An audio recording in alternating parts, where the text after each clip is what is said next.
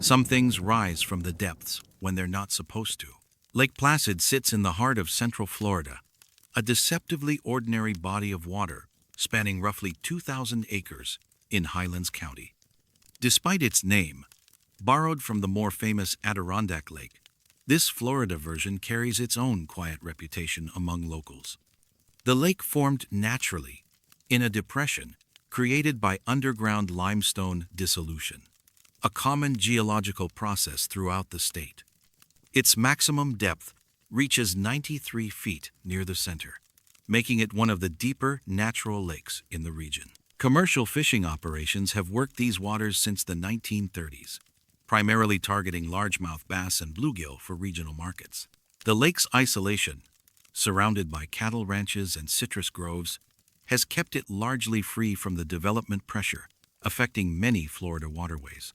State records show consistent fish populations and water quality measurements dating back to the 1950s, when systematic environmental monitoring began. The area around Lake Placid has witnessed its share of unusual incidents over the decades. In 1962, a military training aircraft crashed into the lake's northeastern section during a routine exercise from MacDill Air Force Base. Recovery operations lasted 3 weeks, though official reports stated the aircraft was successfully retrieved.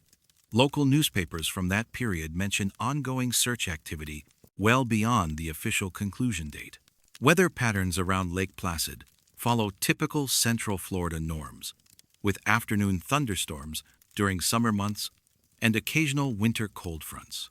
The National Weather Service maintains no permanent monitoring station at the lake, relying instead on data from nearby Sebring and Avon Park facilities. This gap in local coverage would become significant decades later. On the morning of March 15, 1987, Harold Krebs launched his 20-foot fishing boat from the Lake Placid Marina for what he expected to be a routine commercial fishing run. Krebs, then 54 years old, had worked these waters professionally for nearly 2 decades, supplying local restaurants and fish markets throughout Highlands County. His logbooks, later reviewed by investigators, show he typically worked the deeper sections of the lake, where larger fish congregated. Around 10:30 that morning, Krebs was running his nets in approximately 70 feet of water when his equipment snagged on something substantial near the bottom. Initially assuming he had encountered a submerged log or debris, Krebs attempted to free the nets using standard techniques. When these efforts failed, he decided to investigate the obstruction directly. Using a weighted line, Krebs determined the snag was metallic and rectangular. After nearly an hour of careful maneuvering, he managed to bring the object to the surface. What emerged was a sealed metal briefcase, military issue by appearance, showing minimal corrosion despite obvious extended submersion. The case bore no external markings or identification numbers. Krebs discovered a second identical briefcase within 20 feet of the first. Both cases were secured with military-style locks and appeared to have been weighted down with concrete blocks, though the weights had apparently separated over time. The briefcases showed signs of having been submerged for decades, with marine growth patterns suggesting they had remained stationary on the lake bottom for an extended period. Upon returning to shore, Krebs contacted the Highlands County Sheriff's Office to report his discovery. Deputy Sheriff Margaret Ellis responded to the marina within 45 minutes. According to her incident report, filed later that afternoon, both briefcases appeared to be government property based on their construction and materials. Ellis contacted the appropriate federal authorities to determine proper handling procedures for what appeared to be lost or abandoned government property.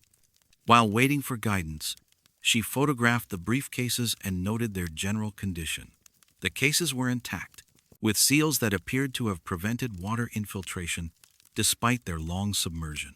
Krebs, meanwhile, had informed several other fishermen at the marina about his unusual catch. Word spread quickly through the small community, and within hours, a group of locals had gathered to examine the briefcases. Their curiosity would prove significant. Harold was excited about the whole thing, recalled Janet Morrison, who worked at the marina's bait shop at the time.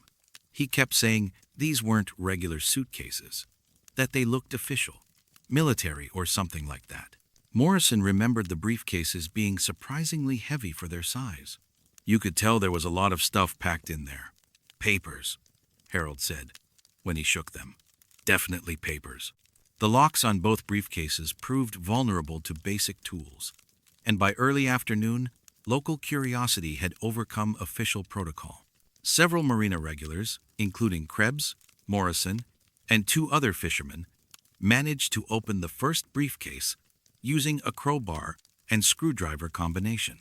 We probably shouldn't have done it, Morrison admitted years later. But nobody told us not to, and the deputy said she was waiting to hear back from somebody. We figured we'd just take a quick look.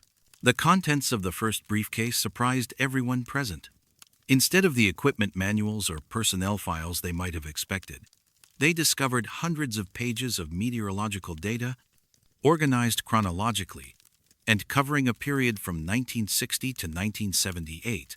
The documents were professionally prepared, with typed reports, hand-drawn charts, and what appeared to be satellite imagery of weather formations.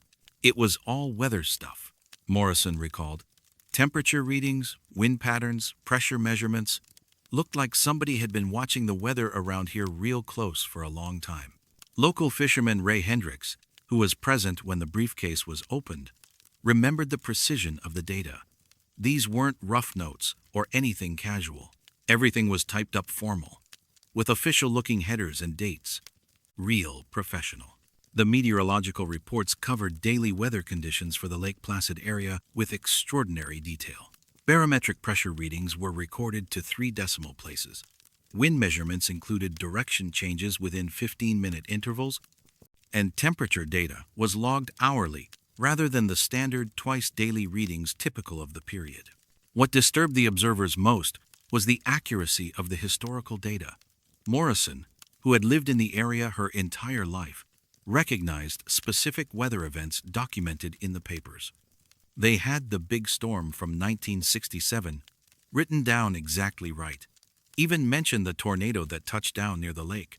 But that tornado wasn't in any official records I ever saw. The documentation included weather phenomena that locals remembered but that had never appeared in National Weather Service reports or local newspaper coverage. Several witnesses recalled significant thunderstorms, unusual temperature drops, and atmospheric disturbances that were precisely detailed in the recovered documents, but were absent from any official record. By 4:30 that afternoon, federal agents had arrived at Lake Placid Marina. The response team consisted of personnel from multiple agencies, though they declined to identify themselves specifically to local witnesses. They immediately secured both briefcases and began questioning everyone who had been present during the discovery. They weren't rude about it, but they were serious, Morrison recalled.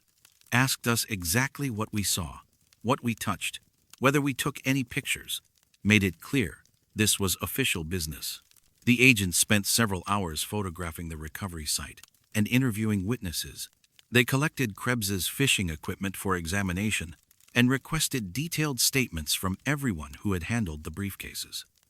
Deputy Ellis was instructed to seal her incident report and forward all related documentation to federal authorities.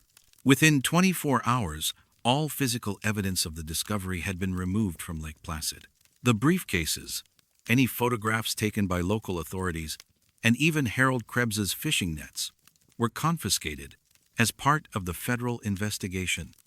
Witnesses were advised that the incident involved classified government property and that discussing details publicly could constitute a security violation.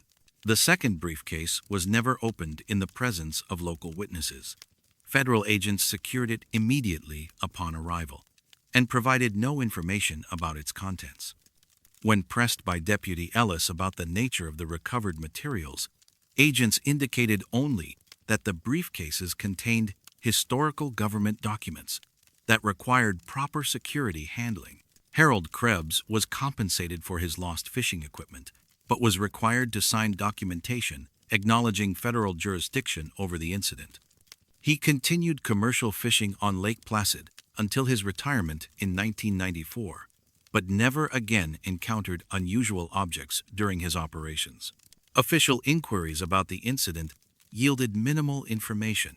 The Highlands County Sheriff's Office received confirmation that the briefcases contained government property and that the matter had been resolved through appropriate federal channels. No agency claimed responsibility for the original loss of the briefcases, and no explanation was provided for their presence in Lake Placid. Attempts to obtain documentation about the incident through Freedom of Information Act requests proved unsuccessful. Federal agencies acknowledged receiving inquiries, but indicated that any records related to the Lake Placid recovery were either classified or had been destroyed, according to standard retention schedules. The meteorological data observed by local witnesses raised additional questions that were never addressed. The National Weather Service confirmed that no comprehensive weather monitoring program had operated in the Lake Placid area during the period covered by the recovered documents. Satellite weather imagery was not routinely available for such specific geographic areas until the late 1970s, making the detailed documentation chronologically impossible by official standards. Local memory of specific weather events documented in the briefcases suggested that someone had been conducting detailed atmospheric monitoring in the Lake Placid area for nearly 2 decades without any institutional record of such activity. The precision and professionalism of the documentation indicated significant resources and expertise, far beyond the capabilities of amateur weather enthusiasts. The timing of the briefcase's submersion also remained unexplained.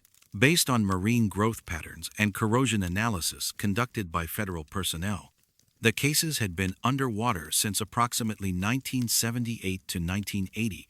This timeline suggested they were deliberately placed in the lake shortly after the period covered by their contents. Today, Lake Placid continues its quiet existence in Central Florida, supporting local fishing operations and recreational activities. The incident from 1987 is rarely discussed among longtime residents, and newcomers to the area typically know nothing of the unusual discovery. Harold Krebs passed away in 2003, taking with him any additional details about the briefcase's contents. Janet Morrison still lives near Lake Placid and occasionally mentions the incident to visitors, though she emphasizes that she never learned what became of the investigation. The lake keeps its secrets well, but sometimes Harold Krebs's old fishing spot looks deeper than 93 feet, and the water seems to hold more than just bass and bluegill. On certain mornings, when mist rises from the surface and the air feels heavier than weather reports suggest it should, local fishermen find themselves wondering what else might rest undisturbed in the dark water below.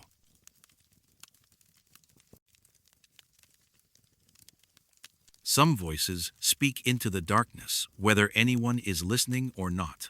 Big Pine Key sits 30 miles northeast of Key West, connected to the mainland by the overseas highway that threads through the Florida Keys like a concrete lifeline across open water. The island spans roughly 3 square miles of limestone bedrock, pine forest, and coastal marsh, making it one of the larger undeveloped keys in the chain. Its population hovers around 5,000 year-round residents, swelling modestly during winter months when seasonal visitors escape northern climates. The key takes its name from the slash pines that dominate its interior, unusual for the typically tropical vegetation found throughout most of the Florida Keys. These hardy trees, adapted to poor soil and salt spray, create dense thickets that have discouraged development across much of the island's center. The pine rockland ecosystem they support is among the rarest in North America, providing habitat for the endangered key deer that roam freely throughout the island. Big Pine Key's isolation has shaped its character since the early 1900s. Before the overseas highway connected the Keys in 1938, residents relied on boats and occasional supply ships for contact with the outside world. Even today, the island maintains a quieter atmosphere than its more touristy neighbors, with no major resorts or commercial districts. The Keys' strategic location has attracted government attention periodically. During World War II, The Navy established a small radar station on the island's eastern shore to monitor shipping lanes and watch for enemy submarines. The facility operated until 1947, when advancing radar technology made the installation obsolete. Concrete foundations from the old station remain visible among the mangroves, slowly being reclaimed by salt and vegetation. Radio communications have long been vital to Keys residents, given their geographic isolation and vulnerability to severe weather. Hurricane tracking and marine safety broadcasts provide critical information for a community surrounded by water and dependent on boat traffic for supplies and emergency services. On the morning of October 3, 1994, charter boat captain Luis Morales was returning to Big Pine Key after a pre-dawn fishing trip when he noticed an unusual radio transmission. Morales, who had operated fishing charters in the Keys for nearly 15 years, regularly monitored marine radio frequencies for weather updates and Coast Guard communications during his trips. Around 3:20 a.m., while anchored roughly 2 miles offshore, Morales picked up a clear signal on frequency 162.475 MHz, just outside the standard marine weather band. The transmission consisted of a computerized voice reading a series of numbers, coordinates, and what sounded like meteorological data in a precise 15-minute loop. The broadcast began with the same sequence each time. Grid reference 2, 5-0, 7-alpha, tidal coefficient 0.93. Barometric reading 2, 9.87, and steady. The voice then proceeded to read coordinates that placed locations approximately 50 miles south of Big Pine Key, in waters where nautical charts showed only open ocean. Morales initially assumed he was overhearing a Coast Guard or National Weather Service transmission, though the frequency and format didn't match standard weather broadcasts. The coordinates meant nothing to him, but the precision of the data and the regular timing suggested official government communications. "I figured it was some kind of weather station I hadn't heard before," Morales recalled years later. The voice was definitely computer-generated, real professional sounding, but it was weird that it kept repeating the same information over and over. Morales mentioned the transmission to other charter captains at Bogey's Bar, a popular gathering spot for local fishermen and boat operators.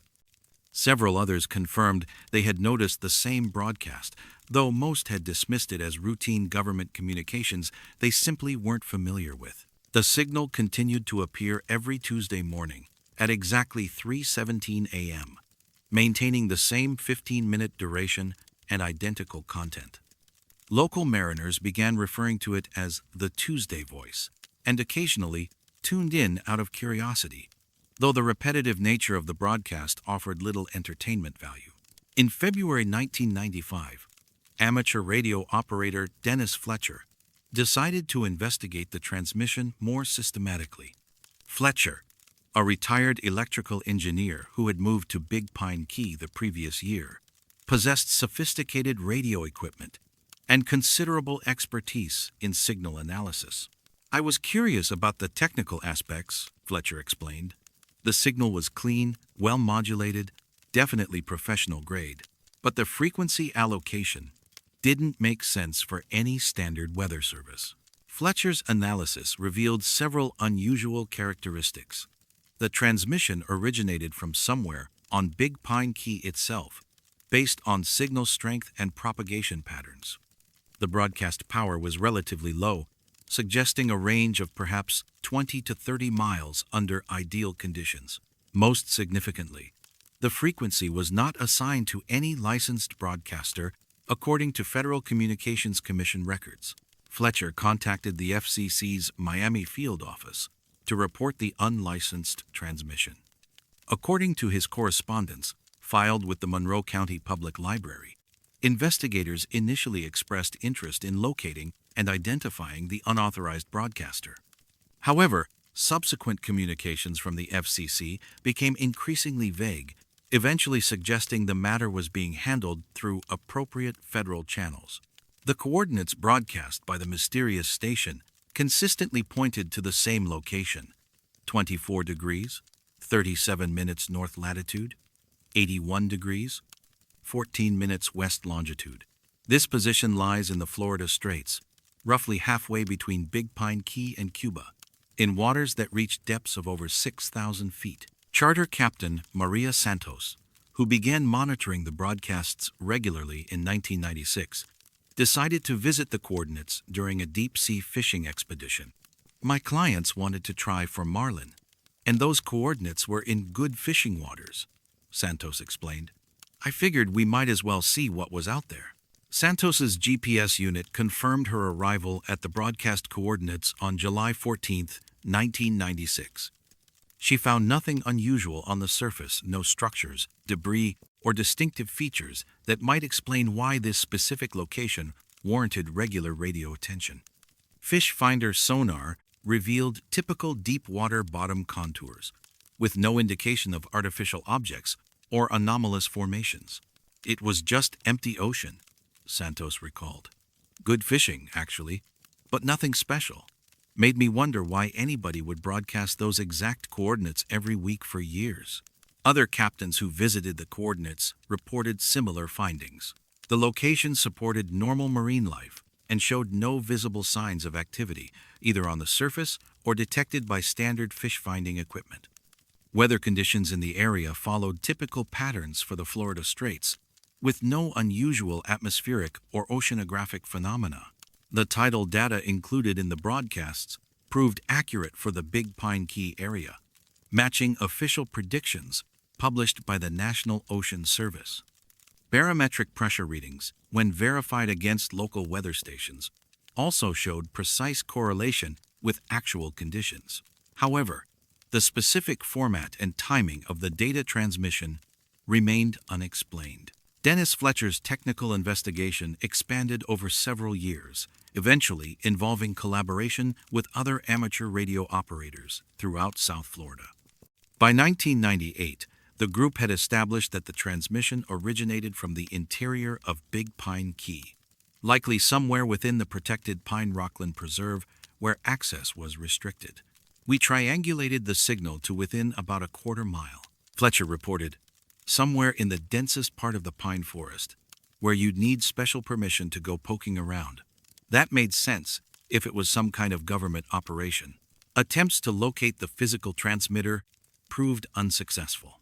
The Pine Rockland habitat, where the signal appeared to originate, was protected under federal environmental regulations, limiting access for casual investigation.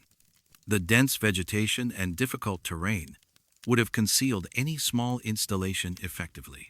Fletcher submitted detailed technical reports to multiple federal agencies, including the FCC, Coast Guard, and National Weather Service, requesting information about the mysterious broadcasts. Response was minimal and unhelpful. The FCC acknowledged receipt of his reports, but provided no follow-up information. Other agencies either failed to respond or indicated the matter was outside their jurisdiction. In 2001, Fletcher filed a Freedom of Information Act request seeking any federal records related to radio transmissions from Big Pine Key. The request was denied on grounds that any responsive documents were classified for national security reasons, though no agency specified what security interests might be involved. Local law enforcement showed little interest in the broadcasts. Monroe County Sheriff's deputies indicated that unlicensed radio transmissions were a federal matter beyond their jurisdiction. When pressed about the possibility of illegal activity on the Key, officers noted that the broadcasts contained no threatening or harmful content, and therefore didn't warrant investigation. The National Weather Service confirmed that they operated no facilities on Big Pine Key and claimed no knowledge of the mysterious transmissions. Coast Guard officials similarly denied any involvement with broadcasts on the frequency in question, though they acknowledged monitoring the signal and finding no interference with official communications. Environmental protection officers who regularly patrolled the Pine Rockland Preserve reported no evidence of unauthorized installations or activity in the restricted areas. However, they admitted that the dense vegetation could easily conceal small equipment, and their patrols focused on wildlife protection rather than comprehensive security sweeps. The broadcasts continued unchanged throughout the 2000s, maintaining their precise timing and identical content week after week. New residents of Big Pine Key typically learned about the Tuesday Voice from longer-term locals, though most found the transmission merely curious rather than concerning. Marine electronics dealer Robert Chen, who moved to the Key in 2005, began documenting the broadcasts systematically. "I was selling GPS and radio equipment, so I thought maybe I could figure out what kind of gear was being used," Chen explained. "But the more I listened, the more questions I had." Chen's analysis confirmed Fletcher's earlier findings while adding new details.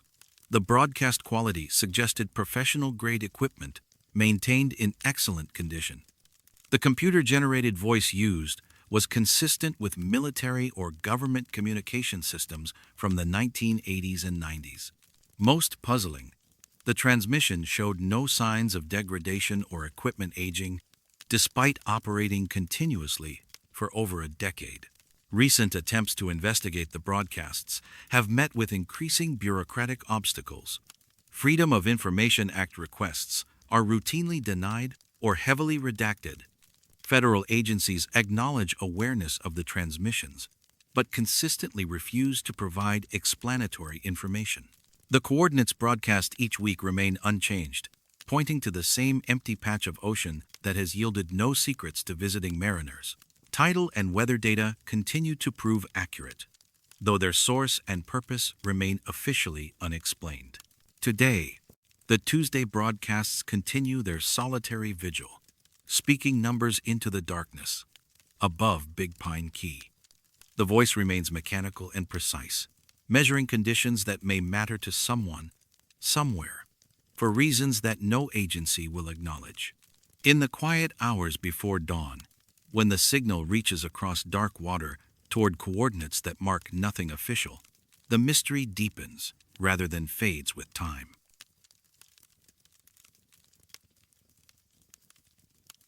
Some numbers add up too perfectly to be accidents. Devil's Den sits in the heart of north-central Florida, 20 miles southwest of Gainesville in Levy County.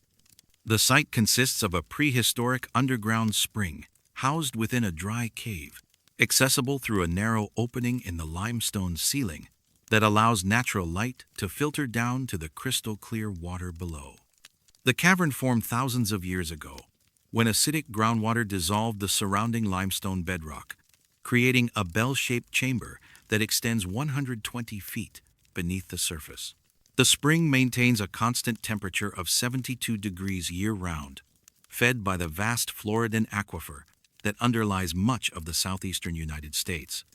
Archaeological evidence suggests Native American populations used the site for centuries before European settlement, drawn by the reliable freshwater source and shelter provided by the surrounding forest.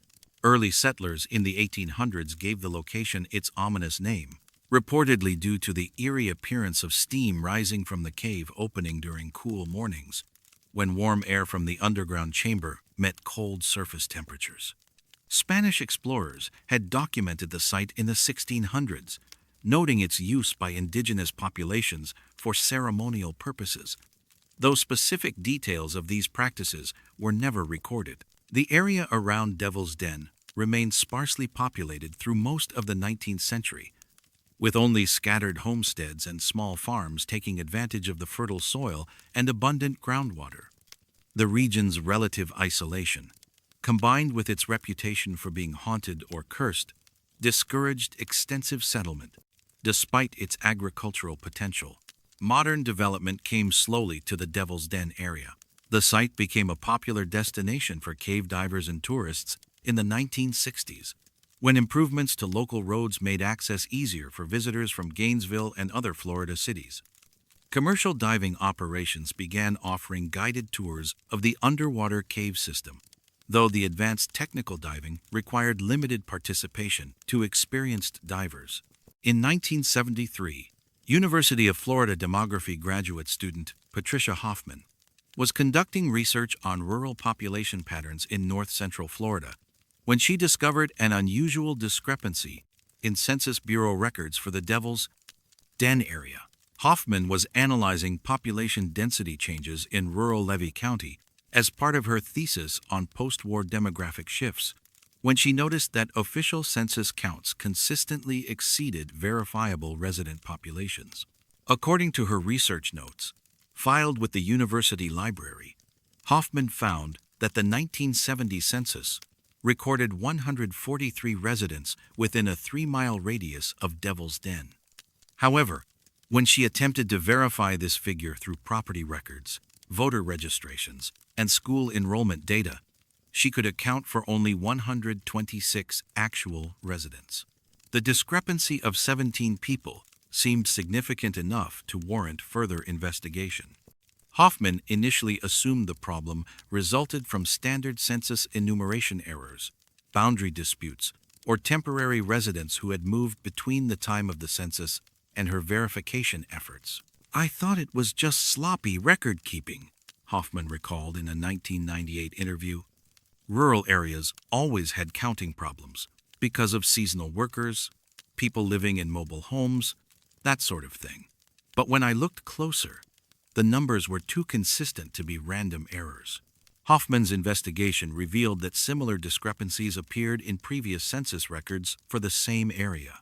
The 1960 census showed an excess of 17 residents. The 1950 count, when adjusted for known boundary changes, also reflected 17 more people than could be documented through other official records. Most puzzling was the quality of the documentation for these excess residents.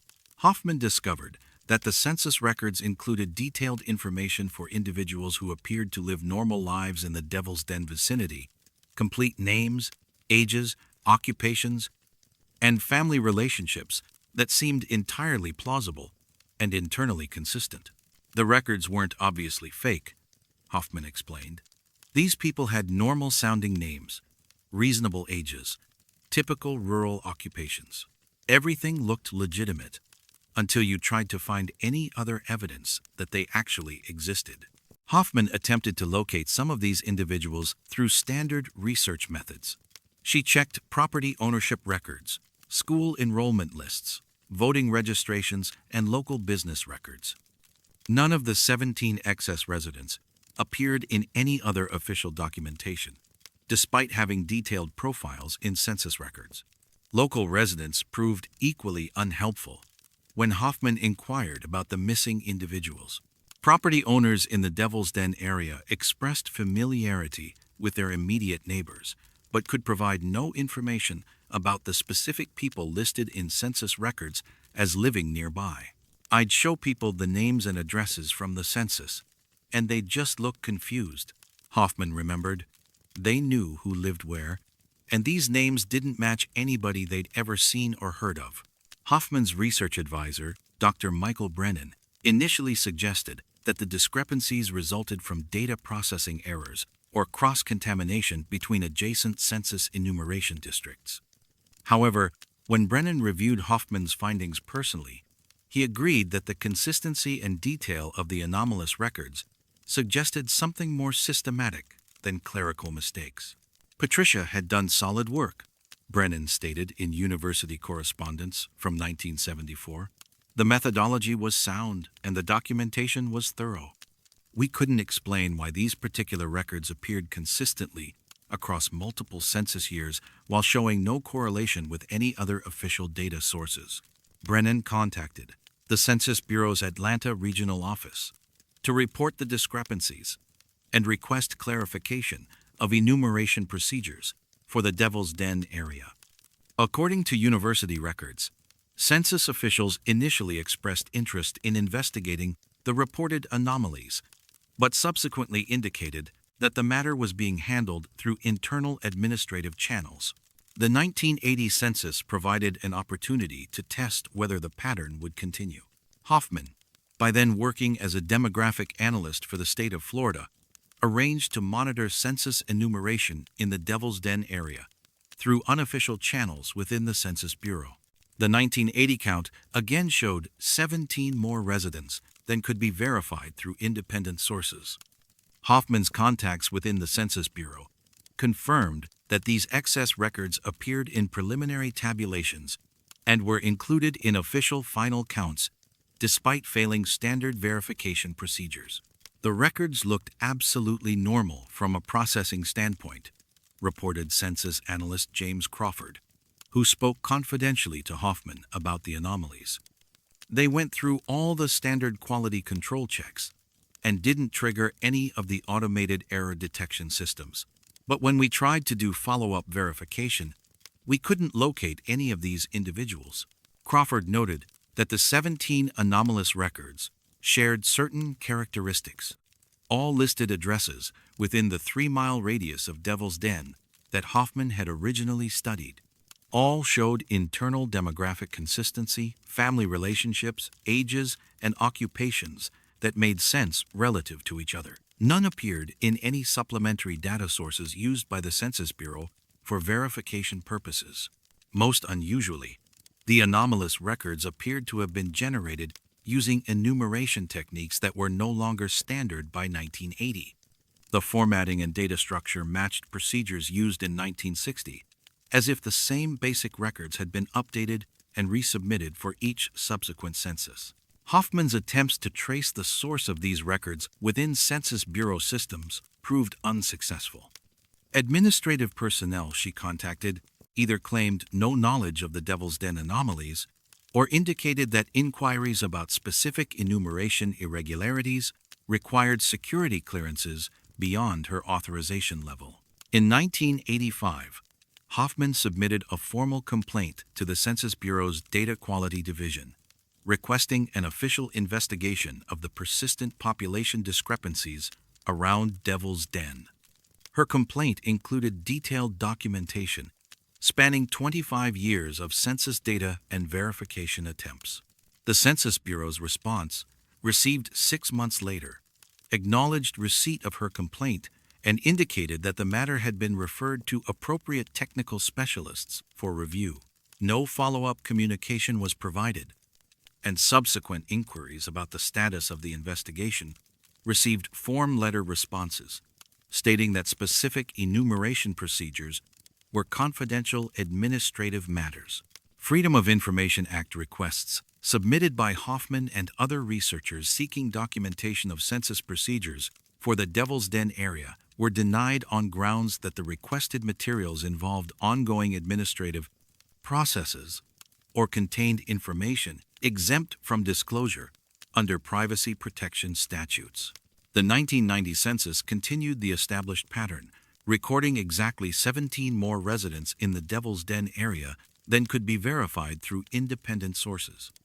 By this time, Hoffman had developed informal networks of researchers interested in demographic anomalies, and several colleagues attempted to replicate her findings using different methodological approaches. Dr. Susan Martinez of Florida State University conducted an independent analysis of Devil's Den area population data in 1992. Martinez's study, published in the Journal of Rural Demographics, confirmed Hoffman's findings while adding new details about the anomalous records. The demographic profiles of these unverifiable residents showed remarkable consistency across census years, Martinez reported. Family structures evolved naturally, with children aging appropriately and adults showing realistic life progression. It was as if someone was maintaining detailed fictional biographies for 17 people who didn't exist. Martinez noted that the anomalous records included appropriate demographic diversity for a rural Florida population, various ages, family structures, and occupations that matched known patterns for similar communities. The consistency of detail suggested systematic maintenance rather than random data corruption. Local historian Dorothy Walsh, who had researched Levy County genealogy for over 30 years, was consulted about the census discrepancies in 1995. Walsh expressed familiarity with most long-term families in the Devil's Den area, but could provide no information about any individuals matching the names in the anomalous census records. "I know the families that have been around here for generations," Walsh explained. "And I know the newcomers too. These names from the census just don't connect to anybody real." It's like somebody made up 17 people and stuck them in our neighborhood on paper. Walsh's genealogical research had uncovered various unusual aspects of local history, including unexplained property transfers, deaths with incomplete documentation, and family records that contained internal inconsistencies. However, she noted that the census anomalies were unique in their precision and persistence. Contemporary investigations of the Devil's Den census discrepancies have expanded to include analysis of digital records and modern verification techniques. Researchers using geographic information systems and database analysis have confirmed that the pattern continues into recent decades, with the 2000 and 2010 censuses maintaining the same 17-person excess. The specific addresses listed for the anomalous residents have been systematically investigated using property records, satellite imagery, and field surveys. In most cases, the addresses correspond to legitimate properties with documented owners or residents. However, the census records consistently show additional individuals living at these addresses who cannot be verified through any other source. Modern attempts to contact Census Bureau officials about the Devil's Den anomalies encounter increase security restrictions and standardized responses, indicating that specific enumeration procedures are classified administrative matters requiring security clearances for access. The 17 excess residents continue to appear in each decennial census, their demographic profiles evolving naturally with the passage of time. Children listed in earlier censuses now appear as adults with their own families. Elderly individuals have been removed from recent counts, presumably having died, while new residents have been added to maintain the consistent total of 17 excess individuals. Today, the area around Devil's Den maintains its quiet, rural character, supporting a population that consistently exceeds official documentation by exactly 17 people. Census workers continue their enumeration duties every 10 years, dutifully recording information about residents who exist only in government databases. In the depths of Devil's Den, clear water reflects light from the world above, while administrative mysteries multiply in filing cabinets and computer systems where numbers always add up precisely regardless of reality.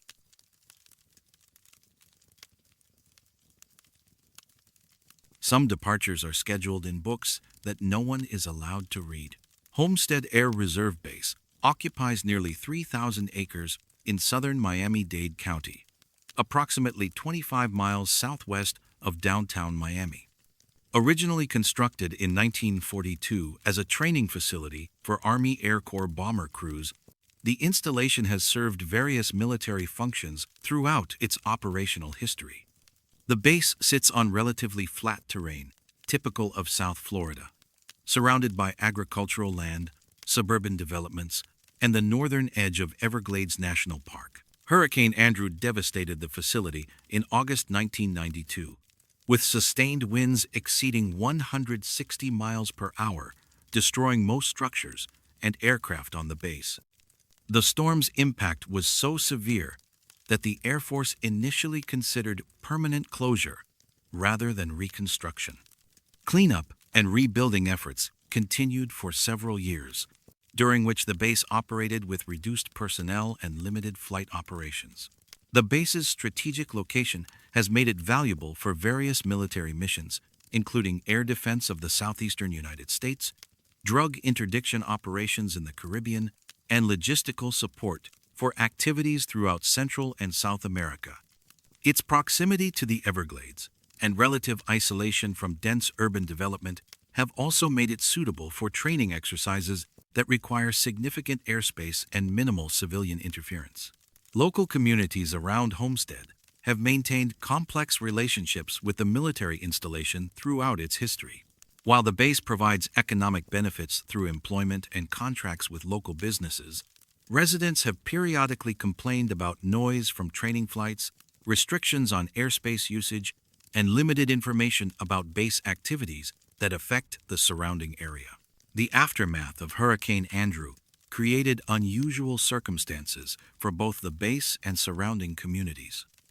With damaged infrastructure and disrupted communications, normal protocols for flight operations and community notification were suspended, while emergency recovery efforts took priority.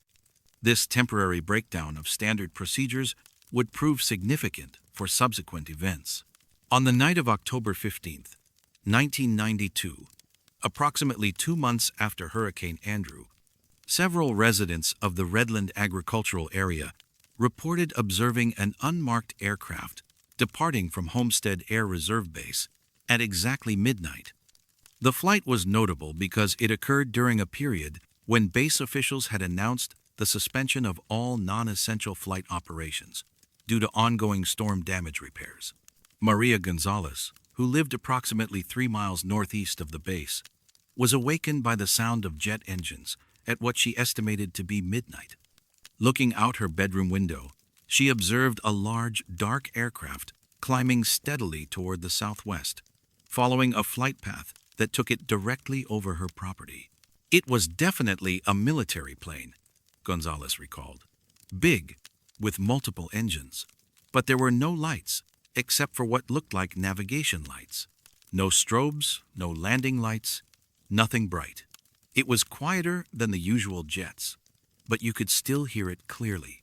Gonzalez noted that the aircraft's departure timing was unusual. Military flights from Homestead typically occurred during daylight hours or early evening, and night operations were generally announced in advance to minimize community complaints about noise.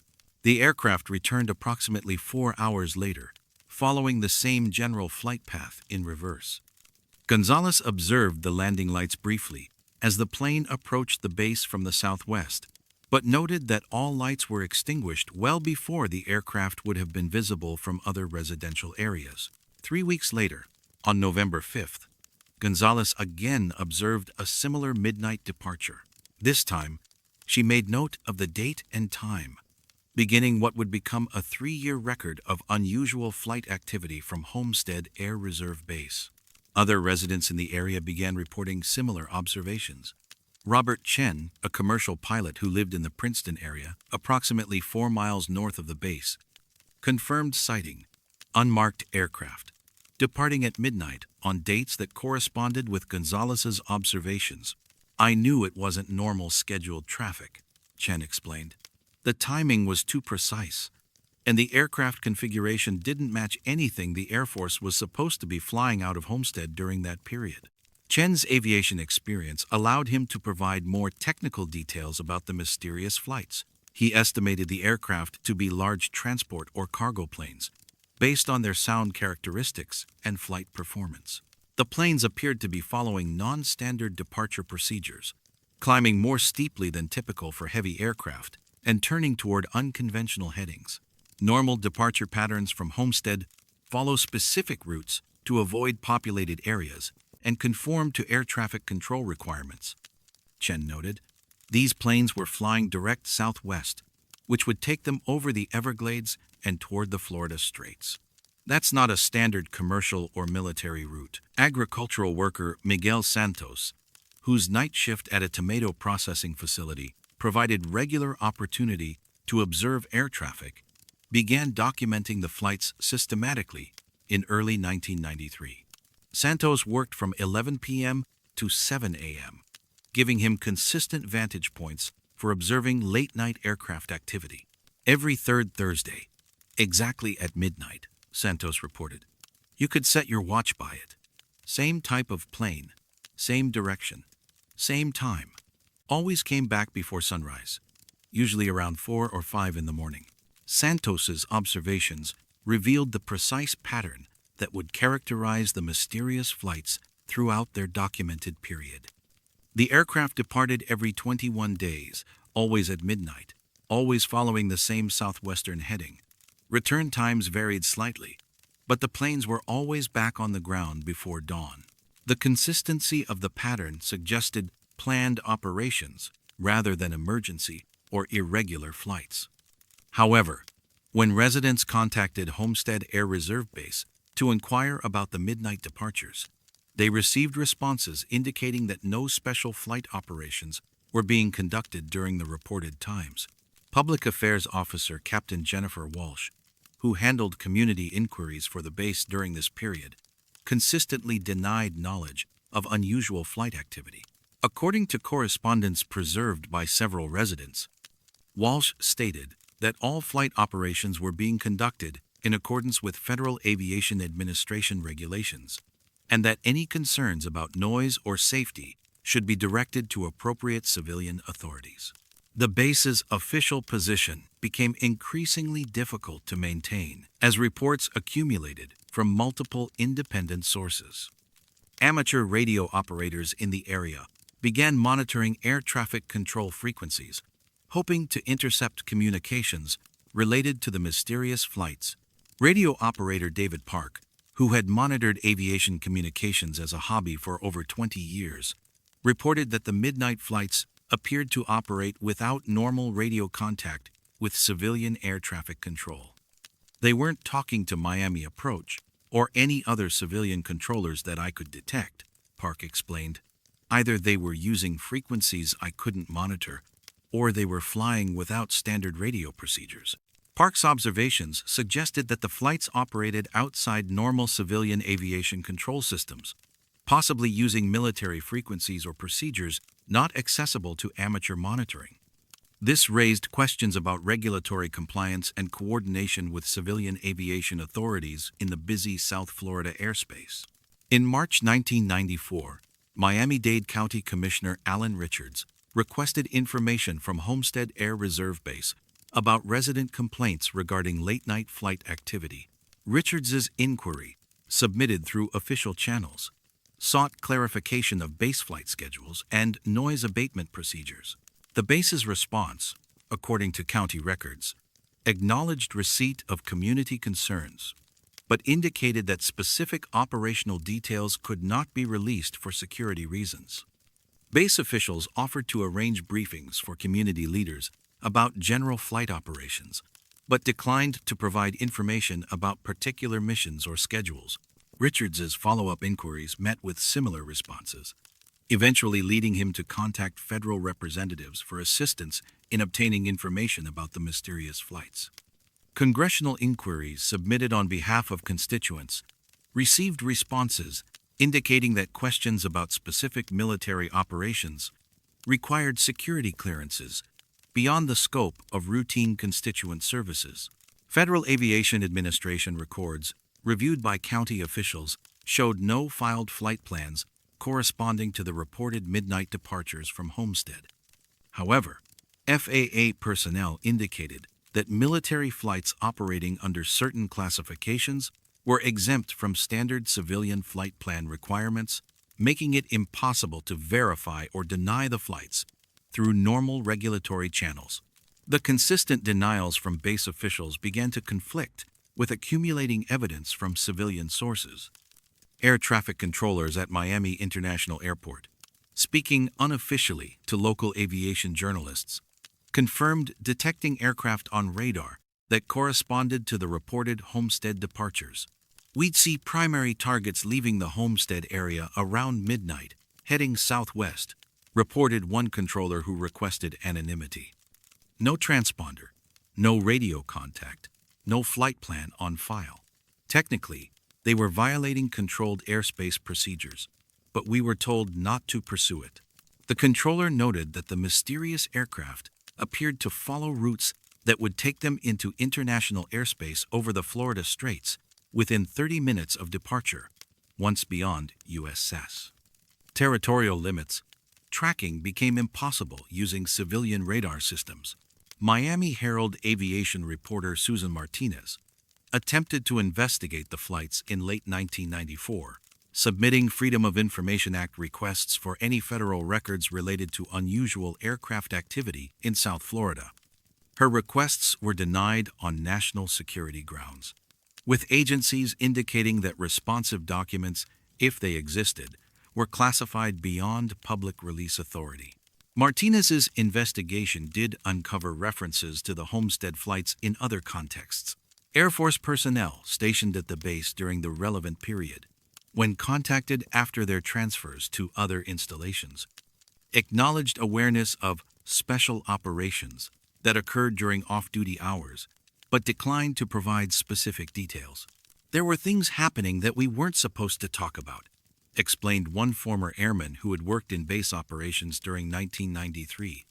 "Night flights, unmarked aircraft, missions that didn't appear on any schedules we maintained.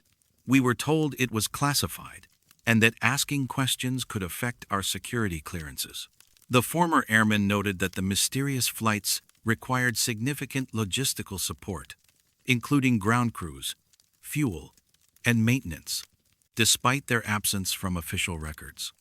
Personnel involved in supporting these operations were apparently subject to special security protocols and restricted from discussing their activities. By 1995, the pattern of midnight flights had become widely known among residents near Homestead Air Reserve Base. Local news outlets began covering the story, though their investigations yielded little additional information beyond confirming the consistency of witness reports. The flights ceased as abruptly as they had begun. The last confirmed sighting occurred on June 1, 1995. Exactly 3 years after the pattern had established itself, residents who had grown accustomed to the regular midnight departures noted the sudden absence of activity. No official explanation was ever provided for either the flights themselves or their termination. Base personnel continued to deny knowledge of unusual operations, and federal agencies maintained their position that any responsive records were classified for national security reasons. Contemporary attempts to obtain information about the Homestead midnight flights encounter the same security restrictions that frustrated investigators during the 1990s. Freedom of Information Act requests are routinely denied, and military personnel who served at the base during the relevant period remain bound by security oaths that prevent disclosure of operational details. The precision of the flight schedule, maintained for exactly 3 years without deviation, suggests systematic operations rather than random or emergency activities. The aircraft's capability to operate without standard civilian oversight implies coordination at levels beyond local base authority. Today, Homestead Air Reserve Base continues its official missions under full operational capacity. Night flights occur occasionally as part of normal training and operational requirements, but they follow standard procedures and maintain appropriate coordination with civilian authorities. The midnight schedule that once marked time for residents in the surrounding area has faded into memory, leaving only questions about destinations that may have been reached every 21 days, precisely at midnight, for reasons that no agency will acknowledge.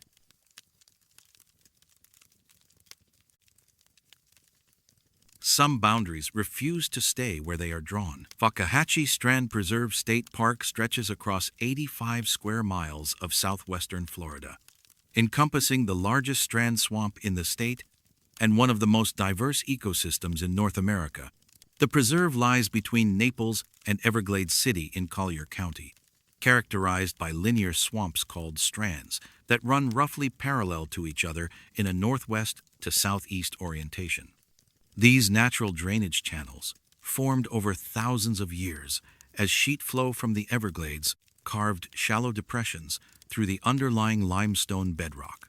The Fakahatchee Strand supports an extraordinary concentration of plant and animal species, including the largest population of native royal palms in Florida and the only known U.S. population of the rare ghost orchid. Bald cypress trees, some over 600 years old, tower above a diverse understory that includes air plants, ferns, and dozens of orchid species. The preserve's biological richness has attracted scientific attention since the early 20th century, leading to its designation as a state preserve in 1974.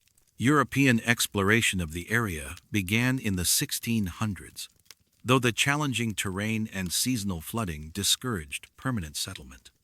The name Fakahatchee derives from a Seminole word meaning muddy water, reflecting the strand's characteristic dark, tannin-stained water that flows slowly through dense vegetation. Early maps of the region showed significant inconsistencies in depicting the area's boundaries and internal features, often attributed to the difficulty of accurate surveying in such challenging terrain. Commercial logging operations exploited the Strand's valuable cypress timber from the 1940s through the 1960s, constructing a network of tram roads and temporary camps to extract the ancient trees. These activities required detailed surveying to establish cutting boundaries and property lines, creating the first systematic attempts to map the preserve's interior with precision. The Strand's transition from commercial exploitation to protected status necessitated comprehensive boundary surveys to establish the preserve's legal limits and internal management zones. This process began in earnest during the mid-1970s and continued through the following decade as the state acquired additional parcels and refined management plans. In September 1986, licensed surveyor Thomas Kellerman was contracted by the Florida Department of Environmental Protection to conduct a detailed boundary survey of a specific section within the Fakahatchee Strand Preserve. The project involved establishing precise measurements for a 2.3-acre area designated for special botanical research, located approximately 3 miles southeast of the preserve's main entrance along the Janes Memorial Scenic Drive. Kellerman had worked as a professional surveyor in Southwest Florida for over 15 years, with extensive experience in challenging terrain including wetlands, coastal areas, and dense forest. His equipment included a theodolite for angular measurements, steel measuring chains for distance calculations, and surveyor's levels for elevation determinations, standard professional tools that had proven reliable throughout his career. The initial survey, conducted over 4 days in late September 1986, established the research area as encompassing exactly 2.30 acres, consistent with preliminary estimates based on aerial photography and topographic maps. Kellerman's field notes, preserved in state archives, record detailed measurements and compass bearings that defined the area's irregular boundaries, which followed natural features including cypress stands and wet prairie margins. The survey was routine and unremarkable, meeting all professional standards for accuracy and documentation. Kellerman submitted his findings to state officials in early October, and the research area was formally designated for long-term botanical monitoring by the University of Florida's Institute of Food and Agricultural Sciences. 6 months later, in March 1987, Kellerman was asked to resurvey the same area as part of a comprehensive review of preserve boundaries. State officials indicated that some discrepancies had been noted in property records, requiring verification of earlier measurements to resolve potential legal issues with adjacent private landholders. Kellerman returned to the site with identical equipment and surveying methods, expecting to confirm his previous measurements with minor variations typical of repeated surveys. Instead, his calculations showed the research area encompassed 2.42 acres, an increase of 0.12 acres compared to his previous work. "I thought I'd made an error somewhere," Kellerman recalled in a 1995 interview. "A difference of that magnitude suggested either equipment, problems, or mistakes in my calculations. But when I checked everything multiple times, the numbers were consistent." Kellerman spent an additional day remeasuring the area, using different approaches and cross-checking his results. All methods yielded the same conclusion. The research area had somehow expanded by approximately 0.12 acres, or roughly 5,200 square feet, since his initial survey 6 months earlier. The discrepancy troubled Kellerman enough that he contacted his equipment supplier to verify the calibration and accuracy of his surveying instruments. All equipment tested within normal specifications, showing no defects or calibration errors that could account for the measurement differences. State officials initially suggested that Kellerman had surveyed a different area during his second visit, possibly due to confusion about boundary markers or reference points in the dense vegetation. However, Kellerman's field notes clearly documented the same natural landmarks and reference features used in both surveys, eliminating the possibility of location errors. Dr. Sarah Martinez, a botanist with the University of Florida who was conducting research in the Fakahatchee area, became aware of the surveying discrepancies through her work with state preserve managers. Martinez had been monitoring vegetation plots within the disputed area since early 1987 and was familiar with its physical characteristics and boundaries. "I knew that area very well from my fieldwork," Martinez explained. "I had established permanent research plots and marked specific trees and plants for long-term monitoring. When Tom told me about the measurement differences, I was skeptical because I hadn't noticed any physical changes in the area." Martinez's research plots included detailed measurements of distances between marked trees and other permanent features within the study area. Her data, collected independently of Kellerman's surveying work, provided an opportunity to verify whether actual physical changes had occurred in the landscape. Martinez reviewed her field measurements from multiple visits between September 1986 and March 1987.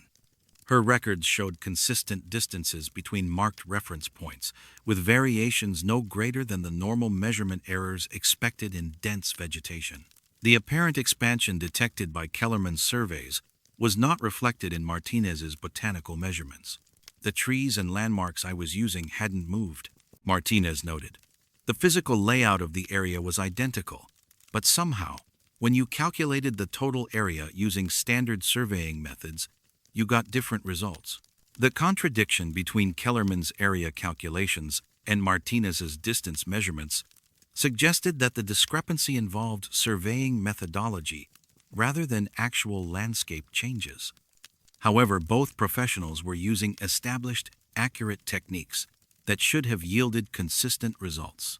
In June 1987, the Florida Department of Environmental Protection commissioned a third survey of the area, conducted by an independent surveying firm, to resolve the apparent inconsistencies.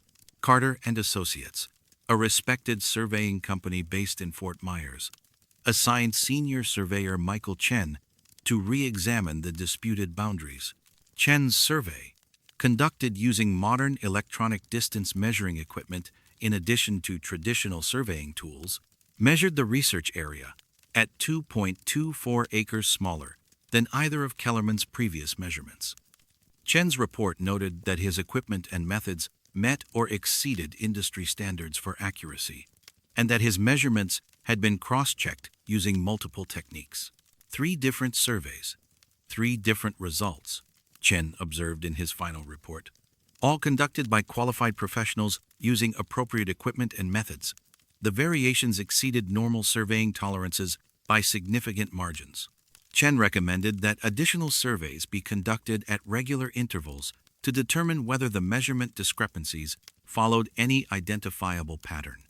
His suggestion was approved by state officials, leading to a systematic monitoring program that continued through the 1990s. Subsequent surveys revealed a disturbing pattern in the measurement variations. The research area appeared to expand and contract in a regular cycle, with measurements ranging from a minimum of 2.17 acres to a maximum of 2.48 acres. The cycle repeated approximately every 47 days, with mathematical precision that defied explanation. Surveyor Janet Walsh, who participated in multiple measurements throughout 1988 and 1989, documented the cyclical pattern in detail. "It wasn't random variation," Walsh reported. "The area would gradually expand over about 23 days, reach maximum size, then contract back to minimum over the next 24 days. You could predict the measurements based on when you conducted the survey." Walsh's observations were confirmed by other surveyors and by GPS measurements conducted in the early 1990s. The 47-day cycle remained consistent regardless of seasonal changes, weather conditions, or surveying methodology employed. Environmental scientists investigated potential explanations for the cyclical variations, including groundwater fluctuations, soil expansion and contraction, and tidal effects transmitted through underground limestone formations. None of these factors showed correlation with the observed 47-day pattern. Dr. Robert Harrison, a geologist with the U.S. Geological Survey, conducted subsurface investigations in the area during 1991. His studies included core sampling, groundwater monitoring, and geological mapping to identify any unusual subsurface conditions that might affect surveying accuracy. "We found typical South Florida geology," Harrison reported. "Limestone bedrock overlain by organic soils and peat deposits. Nothing unusual that would cause systematic surveying errors or cyclical ground movements." Harrison's groundwater monitoring detected no fluctuations that corresponded to the 47-day measurement cycle. Soil samples showed normal composition and moisture content for strand swamp environments. Geological mapping revealed no unusual formations or structural features that might influence surveying operations. The U.S. Geological Survey's investigation concluded that natural geological processes could not account for the cyclical measurement variations observed in the Fakahatchee Research Area. Harrison's final report recommended continued monitoring, but offered no explanatory mechanisms for the phenomenon. Attempts to correlate the 47-day cycle with astronomical, meteorological, or biological phenomena proved unsuccessful. The cycle showed no relationship to lunar phases, solar activity, seasonal changes, or any other natural rhythms that scientists could identify. Professional surveying organizations became interested in the Fakahatchee anomaly as reports of the measurement discrepancies spread through industry publications. The Florida Association of Professional Surveyors established a working group in 1993 to investigate the phenomenon and determine whether similar problems existed at other locations. The working group's investigation involved multiple surveying teams, measuring the Fakahatchee Research Area using different equipment, techniques, and timing. All teams confirmed the cyclical pattern, though none could explain its cause or identify similar anomalies elsewhere in Florida. "It challenges basic assumptions about surveying practice," noted Working Group Chairman David Foster. "We use surveying to establish legal boundaries and property rights. If land can change size in predictable cycles, it raises fundamental questions about the nature of property ownership and boundary determination." Foster's working group recommended that the Fakahatchee anomaly be studied by federal agencies with greater technical resources and security clearances that might provide access to classified research on unusual geographical phenomena. However, federal agencies contacted about the matter indicated that surveying discrepancies in state preserves fell outside their jurisdictional interests. Contemporary monitoring of the Fakahatchee Research Area continues to document the 47-day measurement cycle with mechanical precision. Modern GPS technology and satellite surveying techniques confirm the pattern established by traditional surveying methods, eliminating equipment limitations as a potential explanation. The area remains physically unchanged, supporting the same vegetation and wildlife that have characterized the Fakahatchee Strand for centuries. Botanical research continues without difficulty, and visitors notice no unusual features that distinguish this section from surrounding strand swamp habitat.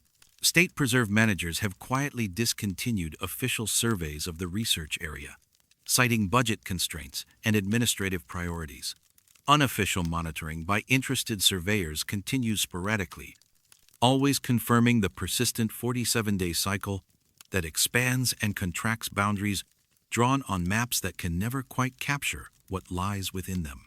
Today, the Fakahatchee Strand Preserve maintains its reputation as one of Florida's most significant natural areas, supporting diverse research and conservation programs.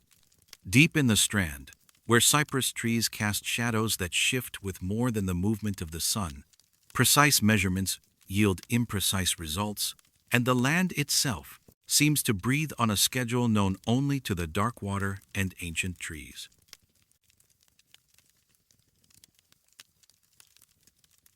Some waters warm themselves according to schedules that no thermometer should be able to predict. Crystal River National Wildlife Refuge encompasses 46 square miles of coastal wetlands, springs, and marine habitat along Florida's Nature Coast, approximately 75 miles north of Tampa. The refuge protects 23 natural springs that collectively discharge hundreds of millions of gallons of fresh water daily into the Gulf of Mexico.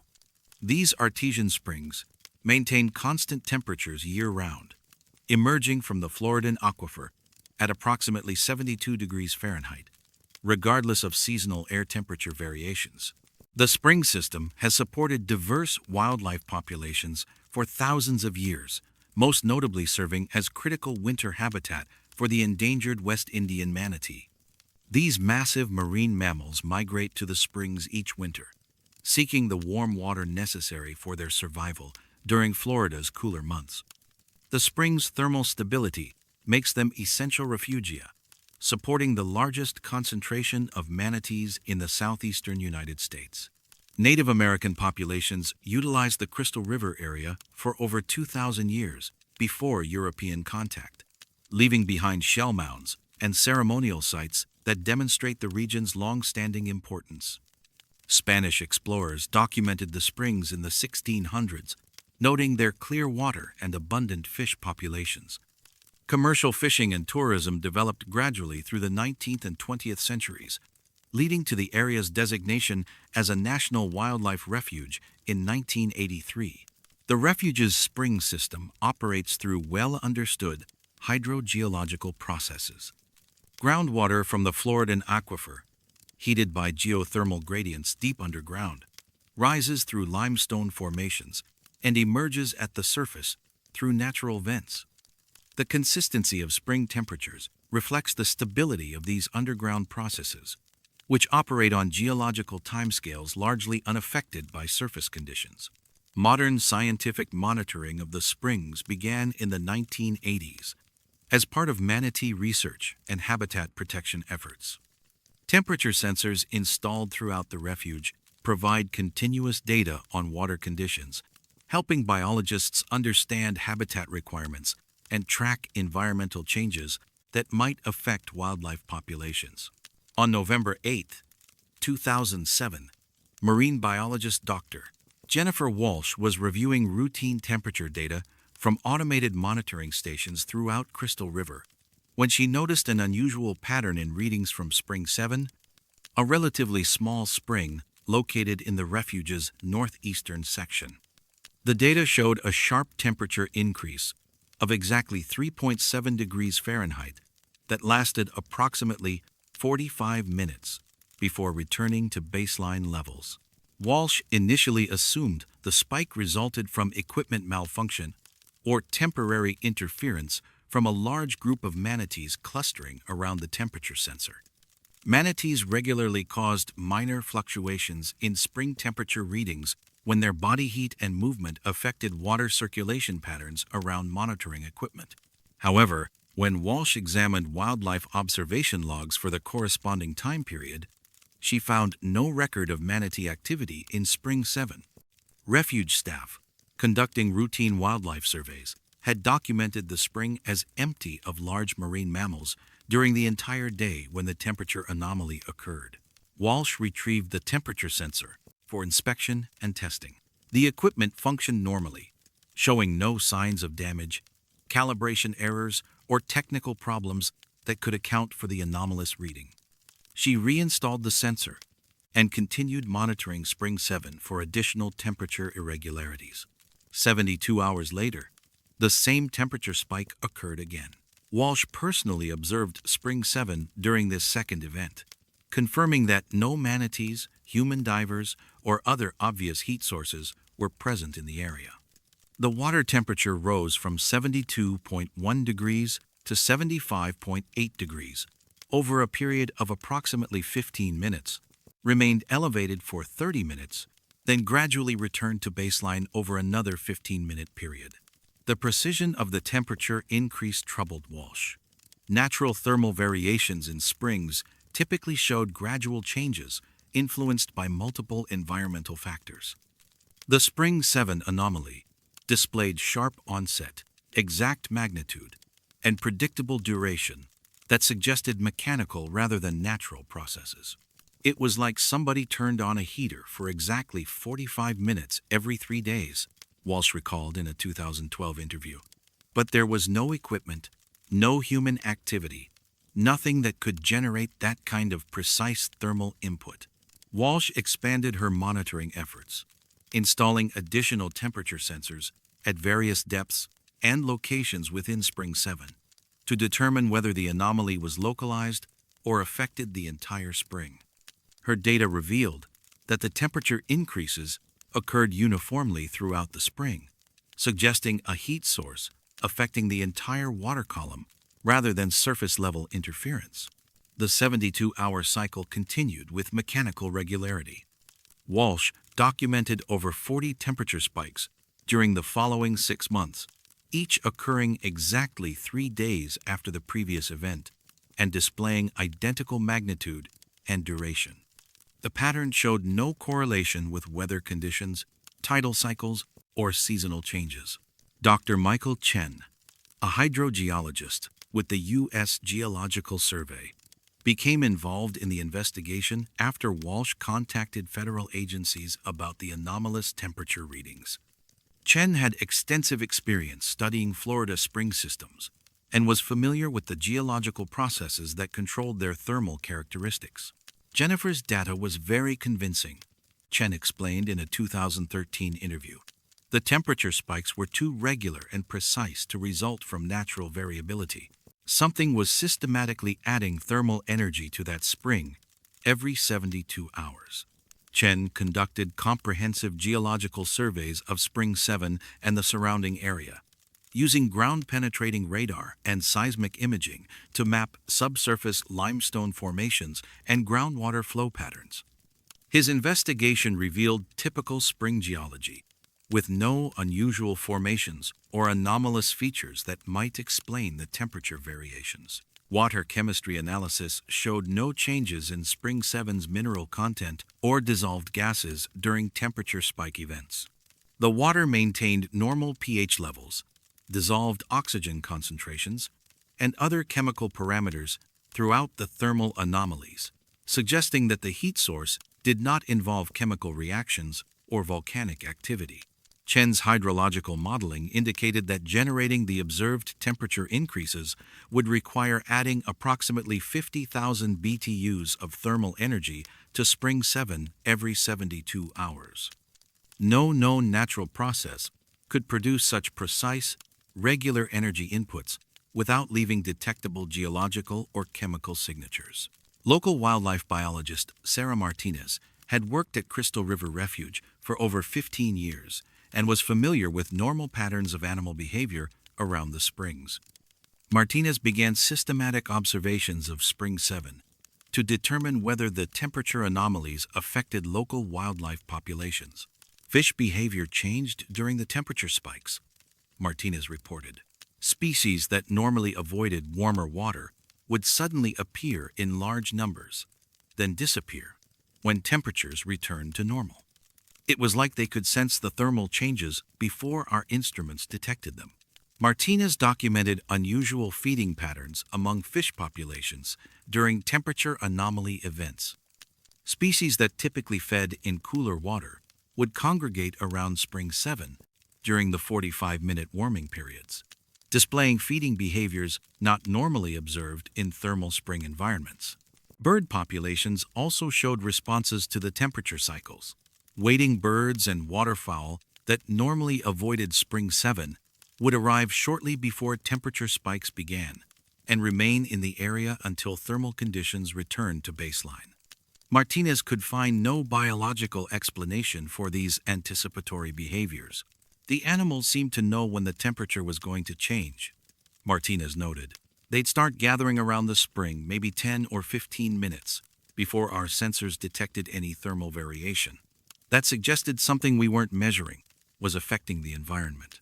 Dr. Robert Harrison, a marine biology researcher from the University of Florida, joined the investigation in 2009 after learning about the Crystal River anomaly through professional networks. Harrison specialized in thermal ecology and had studied similar phenomena in other spring systems throughout the southeastern United States.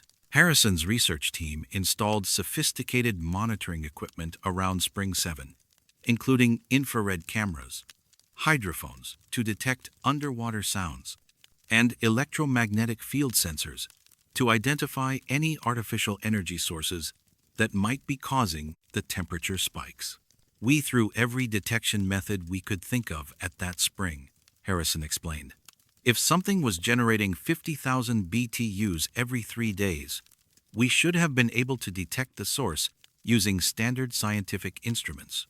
Harrison's comprehensive monitoring detected no electromagnetic anomalies, unusual acoustic signatures, or infrared radiation sources that corresponded to the temperature spikes.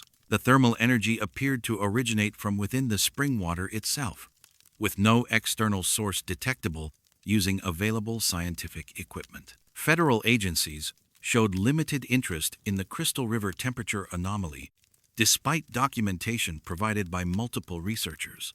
The U.S. Fish and Wildlife Service, which administered the refuge, acknowledged the temperature measurements, but indicated that the phenomenon did not appear to threaten wildlife populations or refuge management objectives. The U.S. Geological Survey reviewed research findings, but concluded that the temperature spikes, while unusual, did not indicate any immediate threats to groundwater resources or spring system integrity. Agency officials suggested that continued monitoring might eventually identify natural explanations for the thermal anomalies. Attempts to obtain funding for expanded research proved unsuccessful. Federal research grants for studying unusual spring phenomena were limited, and the Crystal River anomaly was considered a low priority compared to more pressing environmental concerns, such as water pollution and habitat destruction. Dr. Walsh submitted detailed reports to multiple scientific journals, hoping to generate broader research interest in the temperature anomaly. Several publications expressed initial interest, but ultimately declined to publish her findings, citing insufficient evidence for proposed explanations and the preliminary nature of her data. The reviewers wanted us to explain what was causing the temperature spikes, Walsh recalled. But our job as researchers was to document and measure the phenomenon, not necessarily to solve it immediately. The data was solid, but without a clear mechanism, journals weren't interested. Walsh's research team continued monitoring Spring 7 through 2014, documenting over 1,000 temperature spike events. The 72-hour cycle never varied by more than 15 minutes, and the magnitude of temperature increases remained consistent to within 0.1 degrees across all recorded events.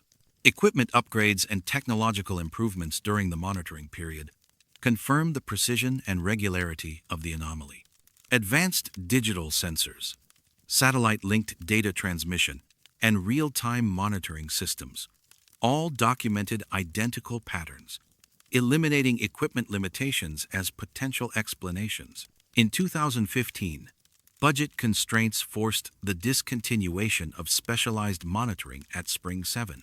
Standard refuge temperature sensors continued operating as part of routine wildlife habitat monitoring, but detailed research into the thermal anomaly ended due to lack of funding and institutional support. Recent casual observations by refuge staff and visiting researchers suggest that the temperature spikes continue occurring on the same 72-hour schedule.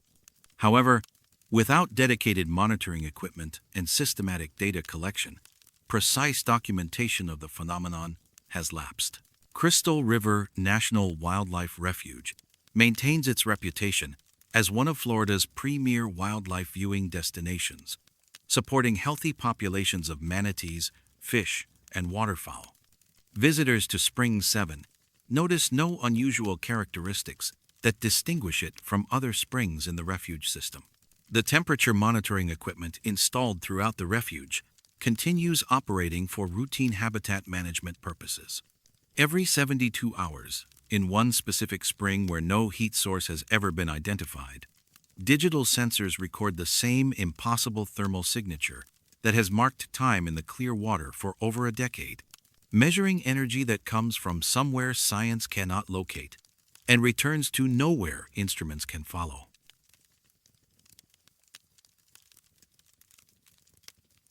Some rockets leave the ground but never enter the history books. Kennedy Space Center sprawls across 140,000 acres of barrier island and coastal marshland on Florida's Atlantic coast, occupying most of Merritt Island and adjacent Cape Canaveral. The facility has served as America's primary spaceport since the early 1960s, launching every crewed mission from the Mercury program through the Space Shuttle era and beyond. Its geographic isolation, surrounded by protected wildlife refuges and restricted military zones, provides both security and safety buffers essential for rocket operations. The Cape's selection as a launch site stemmed from practical considerations. Its eastern coastal location allowed rockets to take advantage of Earth's rotational velocity, while the vast Atlantic Ocean provided a safe trajectory for early flight phases. Indigenous populations had inhabited the area for thousands of years before Spanish exploration in the 1600s. The region remained sparsely populated through the 19th century, consisting mainly of scattered homesteads, fishing communities, and citrus groves.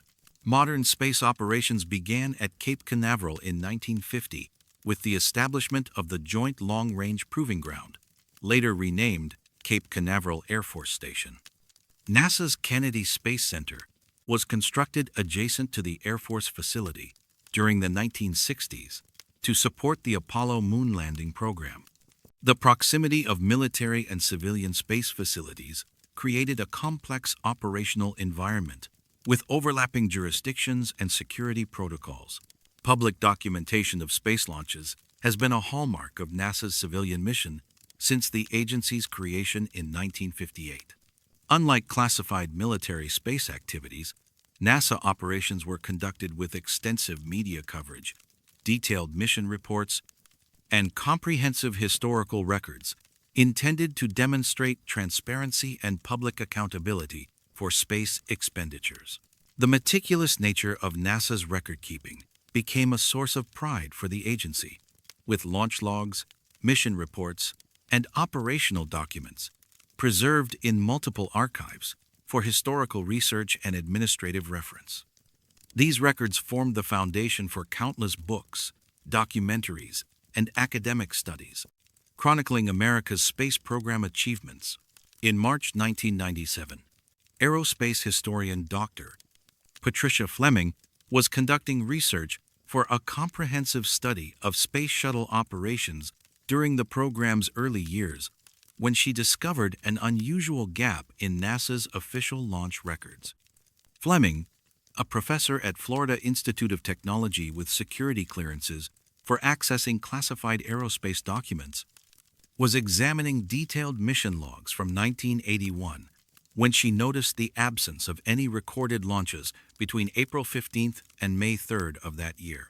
The gap was significant because it occurred during a critical period in space shuttle development, when NASA was conducting frequent test flights and operational missions to establish the program's reliability and safety procedures.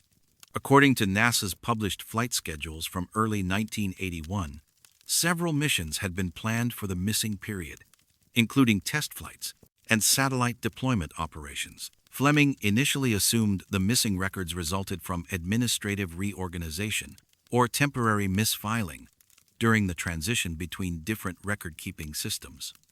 NASA had implemented new documentation procedures during 1981 as the Space Shuttle program moved from experimental to operational status, potentially creating gaps in historical continuity. However, when Fleming contacted NASA's Historical Reference Collection at Kennedy Space Center to request clarification about the missing launch records, she received an unexpected response. Archive officials indicated that records for the specified period were administratively sealed and could not be released to researchers regardless of security clearance levels.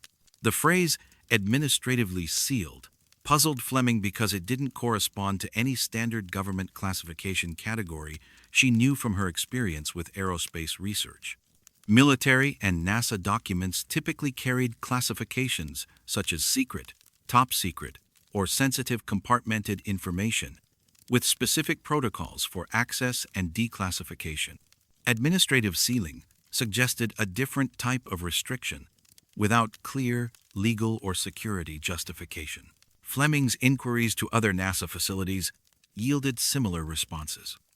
The Johnson Space Center in Houston, Marshall Space Flight Center in Alabama, and NASA headquarters in Washington all confirmed that launch records for April 15th through May 3rd, 1981, were subject to administrative restrictions that prevented their release to researchers or the public. The consistency of responses across multiple NASA facilities suggested coordinated policy rather than local administrative errors. Fleming noted that records immediately before and after the restricted period were available for research without unusual limitations, indicating that the sealing applied specifically to the 18-day time frame rather than broader security concerns. Local residents of the Cape Canaveral area provided a different perspective on activities during the mysterious period. Retired postal worker Margaret Santos, who had lived in Titusville since 1975, clearly remembered witnessing rocket launches during late April 1981, despite their absence from official records. "I watched launches from my backyard for years," Santos recalled in a 2001 interview. "You can't mistake that sound and those flames." There were definitely launches during that time in April, maybe 2 or 3 of them. "I remember because my daughter was visiting from college for spring break." Santos's recollections were corroborated by other longtime area residents who had routinely observed space launches as part of their daily lives. The Space Coast community had developed informal networks for sharing information about upcoming launches, with residents often gathering to watch departures from public viewing areas along the beaches and causeways. Former NASA contractor David Chen, who worked in mission support during 1981, provided additional context about unusual activities during the restricted period. Chen's security clearance had allowed him access to operational areas of Kennedy Space Center, giving him first-hand observations of launch preparations and vehicle movements. "There was definitely unusual activity during that period," Chen explained in a 2005 interview. "Launch pad operations, vehicle rollouts, the whole normal sequence. But everything was handled differently, with different security protocols and limited personnel access." Chen noted that the launches during the restricted period involved personnel who were not part of regular space shuttle teams, and that mission support activities were conducted using procedures he hadn't seen before or since during his NASA career. Communication protocols were modified, with different radio frequencies and code words replacing standard operational terminology. "It felt like a completely different program operating parallel to the normal space shuttle missions," Chen recalled. "Same facilities, some of the same equipment, but different people and different procedures." Cape Canaveral Air Force Station personnel, who were stationed at the adjacent military facility during 1981, provided fragmentary accounts of increased security and restricted airspace during the missing period. However, most military personnel were prohibited from discussing specific operations due to ongoing security oaths and classification restrictions. Retired Air Force radar operator James Morrison, who monitored airspace around Cape Canaveral during the early 1980s, confirmed detecting rocket launches during the period absent from NASA records. Morrison's radar logs, which he maintained for personal reference, showed multiple launches departing Cape Canaveral on dates that corresponded to civilian witness observations. "The launches showed up on our scopes like any other rocket departures," Morrison explained in a 2003 interview. "But we received orders not to log them in official tracking records. That was unusual, because we normally documented everything that flew through our airspace." Morrison noted that the unrecorded launches followed trajectories different from typical NASA missions, heading toward orbital inclinations that were uncommon for civilian satellite deployments or space station operations. The flight paths suggested military or classified payloads, rather than the scientific and commercial missions that characterized most space shuttle flights. Investigative efforts to uncover information about the restricted period encountered systematic obstacles across multiple government agencies. Freedom of Information Act requests submitted to NASA, the Department of Defense, and other relevant agencies were denied on national security grounds, with officials indicating that responsive documents, if they existed, remained classified indefinitely. Congressional inquiries initiated by Florida representatives seeking information about constituent concerns regarding the missing launch records received responses, acknowledging the gaps but declining to provide explanatory information. Agency officials indicated that certain space activities conducted during the early 1980s involved classified national security missions that could not be discussed in unclassified settings. The Government Accountability Office, when asked to investigate the record-keeping discrepancies, concluded that NASA's administrative sealing of certain historical documents fell within the agency's authority to protect sensitive information. However, the GAO report noted that the specific justification for restricting records from 1981 was unclear and recommended periodic review of classification decisions. Academic researchers studying space program history encountered similar restrictions when attempting to access information about the missing period. Professional organizations representing aerospace historians submitted formal complaints about the limitations on historical research, arguing that excessive classification hindered scholarly understanding of space program development. NASA's response to academic concerns emphasized the agency's commitment to historical preservation while acknowledging that certain activities required ongoing protection for national security reasons. Officials indicated that declassification reviews were conducted periodically, but that no timeline existed for releasing the restricted records. Space industry journalists who covered NASA operations during the 1980s recalled being excluded from certain activities during late April 1981, though most attributed this to routine security measures or scheduling conflicts rather than systematic information control. Press credentials that normally provided access to launch areas were temporarily restricted, with official explanations citing operational requirements and safety protocols. The absence of media coverage for launches that witnesses clearly remembered suggested coordinated information management, extending beyond NASA to include news organizations and broadcast networks that normally provided extensive space mission coverage. However, no journalists or editors would confirm receiving explicit instructions to avoid reporting on specific launch activities. Contemporary attempts to research the missing launch records encounter the same administrative restrictions that have been in place for over 4 decades. NASA's current historical archives maintain the administrative sealing of documents from the restricted period, with no indication of when or whether the materials might become available for research.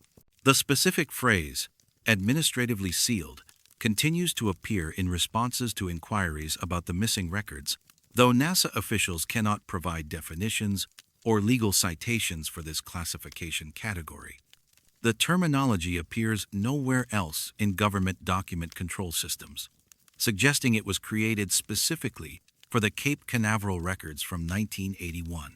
Recent Freedom of Information Act requests seeking information about the basis for administrative sealing have been denied, on grounds that explaining the classification system itself could compromise national security. This circular restriction prevents researchers from understanding either the content of the sealed records or the justification for keeping them sealed. Today, Kennedy Space Center continues its prominent role in American space exploration, with launches receiving extensive media coverage and detailed historical documentation. The visitor complex welcomes millions of tourists annually, celebrating the achievements and transparency of the civilian space program. Yet, somewhere in restricted archives, 18 days of history remain locked away behind a classification that officially doesn't exist, protecting missions that were never recorded from a public that clearly saw them rise into the Florida sky. The rockets that launched during those missing weeks reached destinations that remain as carefully hidden as the records of their departure, leaving only witness memories to mark the passage of spacecraft that officially never flew.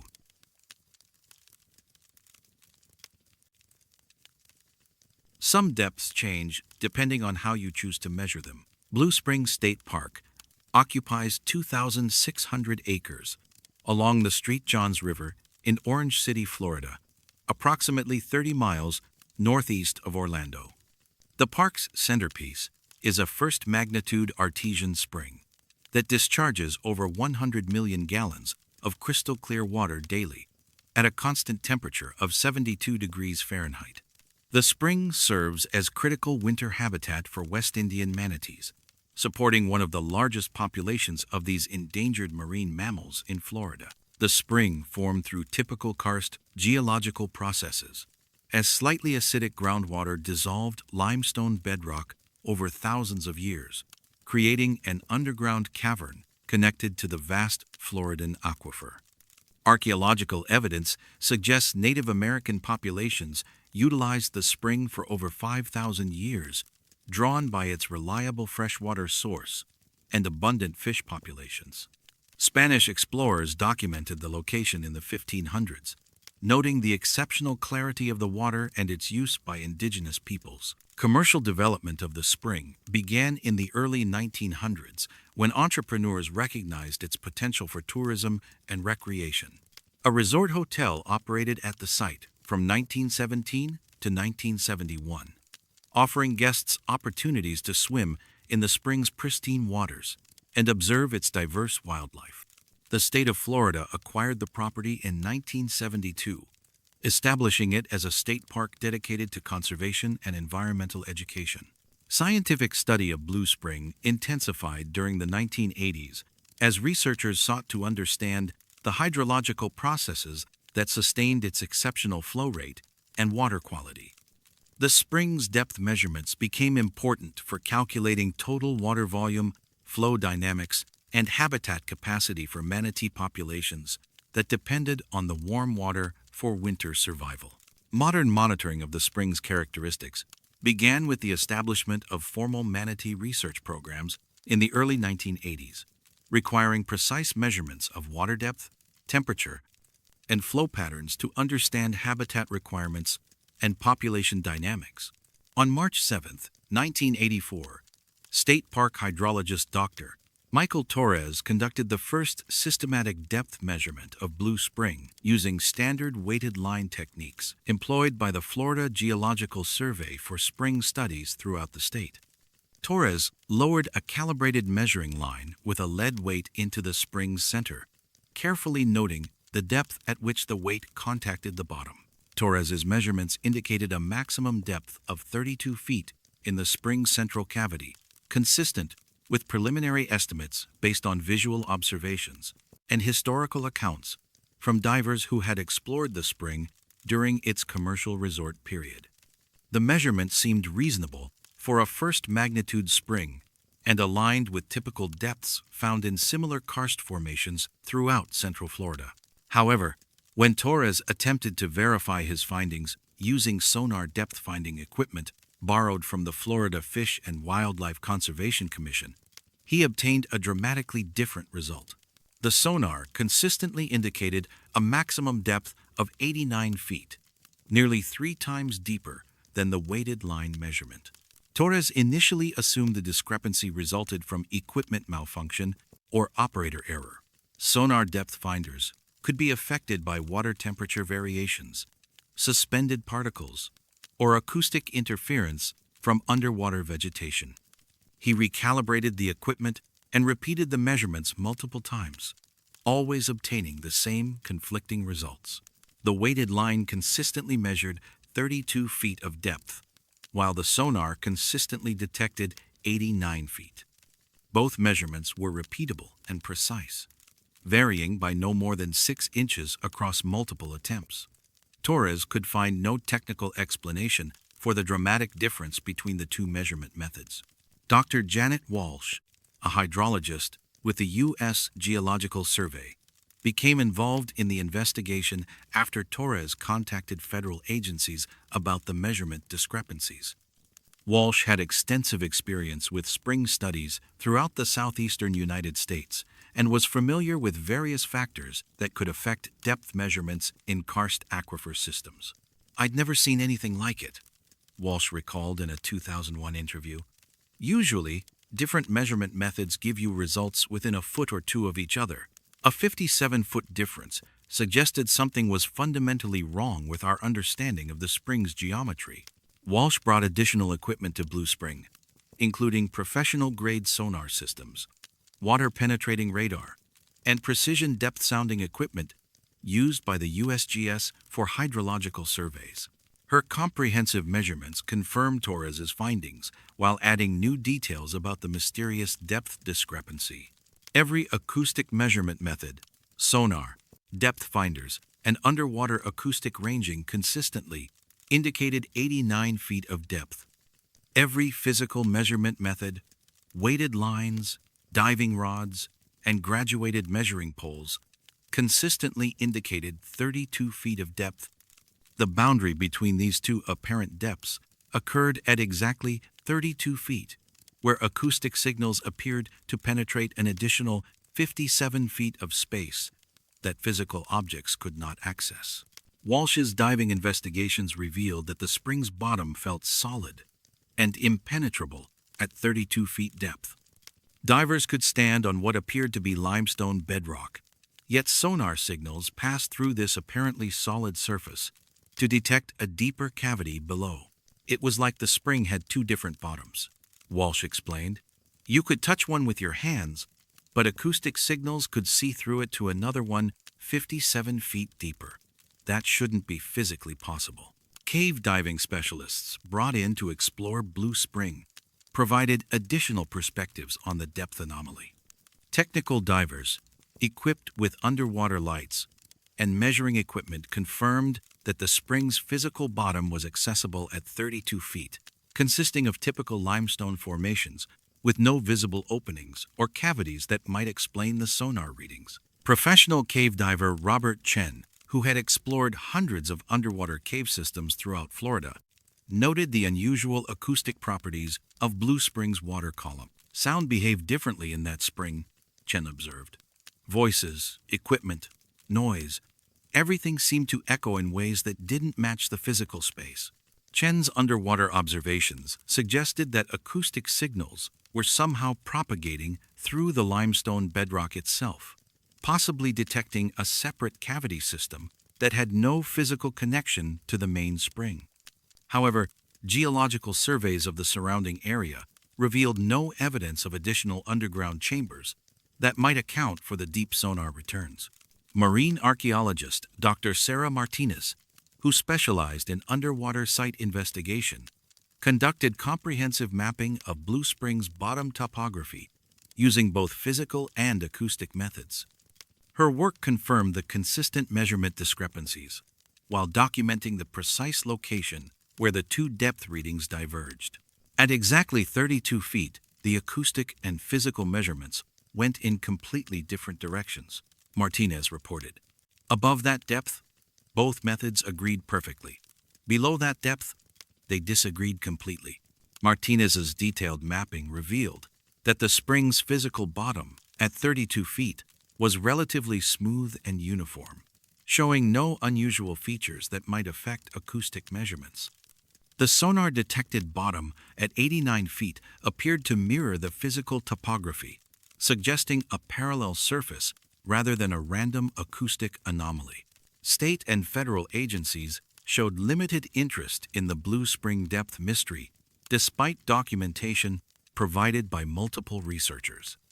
The Florida Geological Survey acknowledged the measurement discrepancies, but indicated that they did not affect the spring's classification or management requirements for the state park system. The U.S. Geological Survey reviewed the findings, but concluded that the depth measurements, while unusual, did not indicate any immediate threats to groundwater resources or spring system integrity. Federal hydrologists suggested that continued monitoring might eventually identify geological explanations for the acoustic anomalies. Scientific journal reviewers who evaluated research papers about the Blue Spring measurements expressed skepticism about the reported findings. Several publications declined to publish the results, citing insufficient evidence for proposed explanations and questioning the reliability of measurement techniques that produced contradictory results. Dr. Torres submitted detailed reports to the Florida Department of Environmental Protection, hoping to generate institutional support for expanded research into the measurement anomalies. Agency officials acknowledged the unusual findings, but indicated that budget constraints prevented funding for studies of phenomena that did not directly impact park management or visitor safety. They basically told us it was interesting but not important, Torres recalled. As long as the spring kept flowing and the manatees had habitat, nobody wanted to spend money figuring out why our depth measurements didn't make sense. Equipment manufacturers consulted about the measurement discrepancies could provide no technical explanations for the consistent differences between acoustic and physical depth findings. Sonar systems tested at Blue Spring functioned normally when used at other locations, suggesting that the anomaly was specific to this spring rather than a general equipment problem. University research programs that might have investigated the phenomenon lacked funding for studies that didn't fit established research categories. The depth measurements fell between disciplines too geological for marine biology grants, too unusual for standard hydrology funding, too localized for major scientific initiatives. Contemporary measurements at Blue Spring continue to yield the same contradictory results that puzzled researchers in the 1980s. Modern GPS-guided sonar systems and laser depth-finding equipment confirm 89 feet of depth, while physical measurements, using improved materials and techniques, confirm 32 feet of depth. Visitors to Blue Spring State Park notice no unusual characteristics that suggest the presence of measurement anomalies. The spring appears normal in all respects, supporting healthy manatee populations and providing clear, warm water for swimming and recreation during designated seasons. Park interpretive programs mention the spring's 32-foot depth based on physical measurements, since this represents the actual space accessible to divers and wildlife. The additional 57 feet, detected by acoustic methods, remains unacknowledged in official park literature, existing only in filed research reports and scientific databases. Today, Blue Spring continues its quiet service as a state park and manatee sanctuary, its waters flowing steadily from depths that measure differently depending on the tools used to gauge them. Somewhere beneath 32 feet of accessible water, acoustic signals find another 57 feet of space that hands cannot touch and eyes cannot see, marking distances that exist only for instruments designed to measure what cannot be physically reached.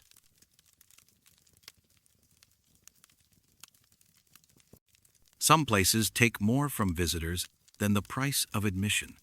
Dry Tortugas National Park occupies 100 square miles of open ocean and 7 small islands 70 miles west of Key West, making it one of the most isolated national parks in the United States.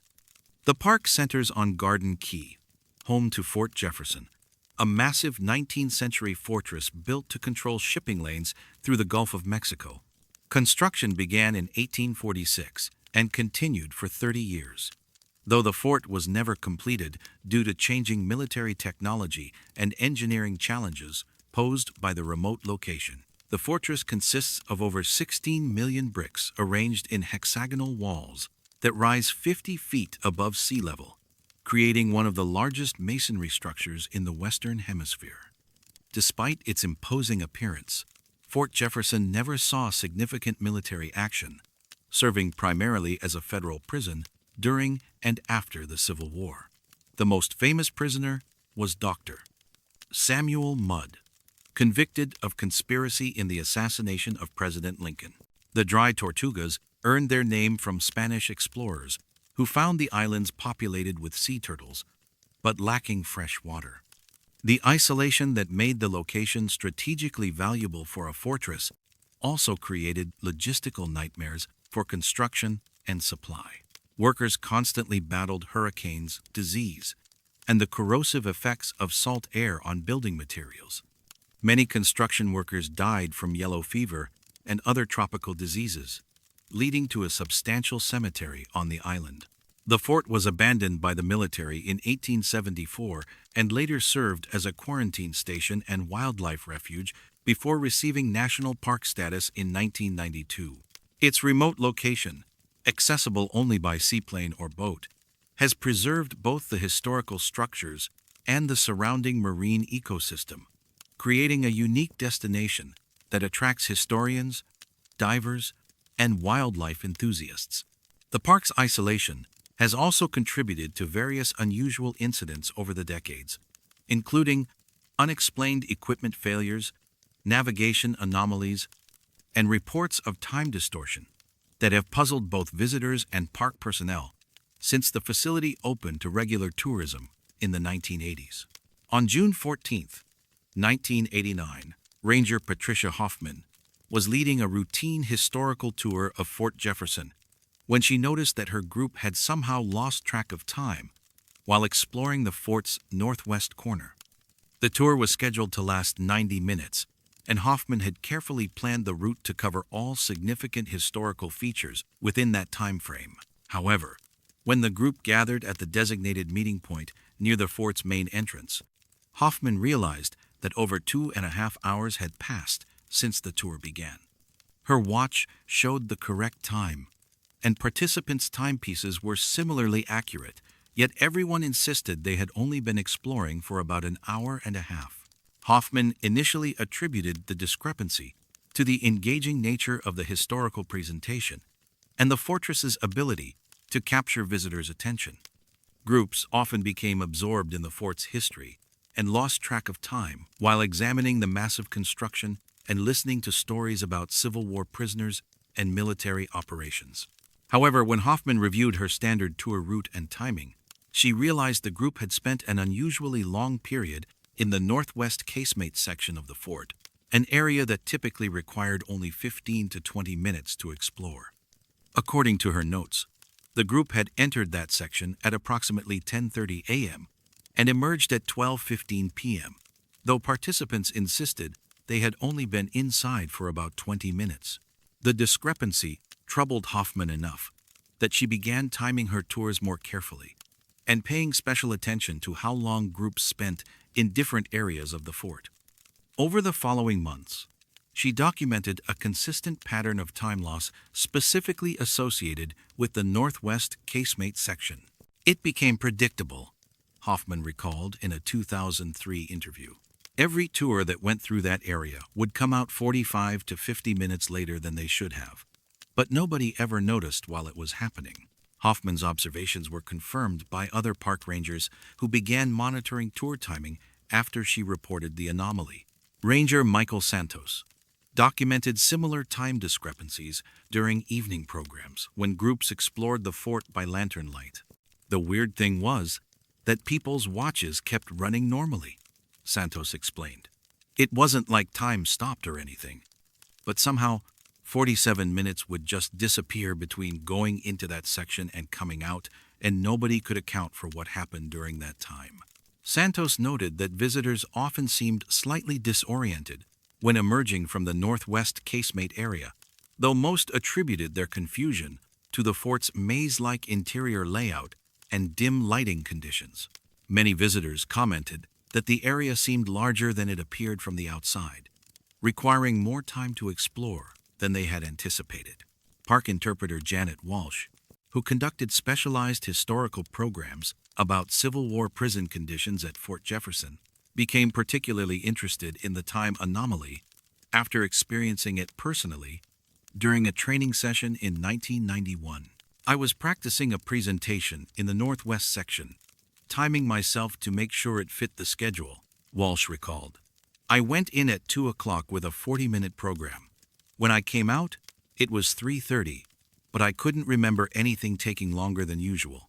Walsh's experience was especially significant because she was alone during the incident, eliminating group dynamics or social factors that might have contributed to collective time distortion. Her watch had continued running normally, and she had no memory of delays, extended pauses, or other activities that might account for the missing time. Professional photographer David Chen, hired to document the fort's architecture for park brochures in 1993, provided additional insights into the time anomaly when his equipment began malfunctioning in the northwest casemate area. My camera batteries would drain completely in that section, Chen reported. Fresh batteries that should have lasted all day would be dead after 20 or 30 minutes in there. But here's the strange part. My light meter showed normal exposure times, but when I developed the film, some shots seemed to show different lighting conditions than I remember. Chen's photography work revealed another disturbing aspect of the northwest casemate anomaly. Photographs taken in rapid succession sometimes showed dramatically different shadow patterns and light angles, as if significant time had passed between exposures that were supposedly taken seconds apart. I'd take a series of shots, thinking they were maybe 5 seconds apart, but the shadows would be in completely different positions. Chen explained, "It was like hours had passed between frames, but I had no memory of any delays." Marine archaeologist Dr. Sarah Martinez, who studied shipwrecks in the waters around Dry Tortugas, experienced the time anomaly during a research visit to the fort in 1995. Martinez was documenting the fort's construction techniques for a comparative study of 19th century coastal fortifications. "I went into the northwest section at 9 a.m. to examine the brickwork and mortar composition," Martinez recalled. "I had a detailed checklist and specific measurements to take. The next thing I knew, it was almost 11 a.m., but I had only completed about 20 minutes worth of work." Martinez's scientific training led her to approach the phenomenon systematically. She returned to the northwest casemate area multiple times with various timing devices and recording equipment, always experiencing similar time loss despite her careful preparations. "I tried everything. Multiple watches, a voice recorder for continuous narration, even a video camera," Martinez explained. "The watches would all show the missing time. The voice recorder would have gaps I didn't remember making, and the video camera would malfunction or show footage I didn't remember recording." Martinez's recordings revealed another puzzling aspect of the anomaly. When equipment did function in the northwest section, it sometimes captured audio or video that participants couldn't remember experiencing, including conversations and activities that seemed to occur during the missing time periods. Park Service officials initially dismissed reports of time anomalies as visitor confusion or equipment problems unrelated to any unusual properties of the fort itself. The National Park Service had extensive experience with historic sites that seemed to affect visitors psychologically, often attributing such phenomena to the emotional impact of significant historical locations. However, when rangers submitted formal incident reports documenting the consistent time loss patterns, regional administrators authorized a limited investigation by Park Service personnel with expertise in visitor safety and site management. The investigation, conducted in 1996, involved National Park Service safety specialists and maintenance personnel examining the northwest casemate area for potential hazards that might affect visitor behavior or perception. Investigators found no structural problems, air quality issues, or environmental conditions that could explain the reported time distortions. Electromagnetic field measurements revealed no unusual readings in the northwest section compared to other areas of the fort. Air quality tests showed normal oxygen levels and no presence of gases or vapors that might affect cognitive function. Structural engineering assessments confirmed that the area was safe for visitor access and showed no signs of instability or unusual construction features. The investigation's final report acknowledged the consistent visitor reports of time loss, but concluded that no safety hazards or physical anomalies could be identified in the northwest casemate area. Officials recommended continued monitoring of visitor experiences while maintaining normal public access to all areas of the fort. Attempts to study the time anomaly using scientific equipment proved consistently unsuccessful. Research proposals submitted by universities and private institutions were declined by the National Park Service, which indicated that the remote location and limited infrastructure made comprehensive studies impractical. Dr. Robert Harrison, a physicist interested in temporal anomalies, attempted to gain permission for detailed measurements in the Northwest Casemate area in 2001. His proposal was rejected on grounds that scientific equipment might damage the historic structure or interfere with visitor experiences. They basically told me that even if something unusual was happening, they weren't interested in understanding it, Harrison recalled. The priority was preserving the fort's historical integrity and maintaining tourism, not investigating unexplained phenomena. Harrison noted that similar restrictions applied to other researchers who expressed interest in the Dry Tortugas time anomaly.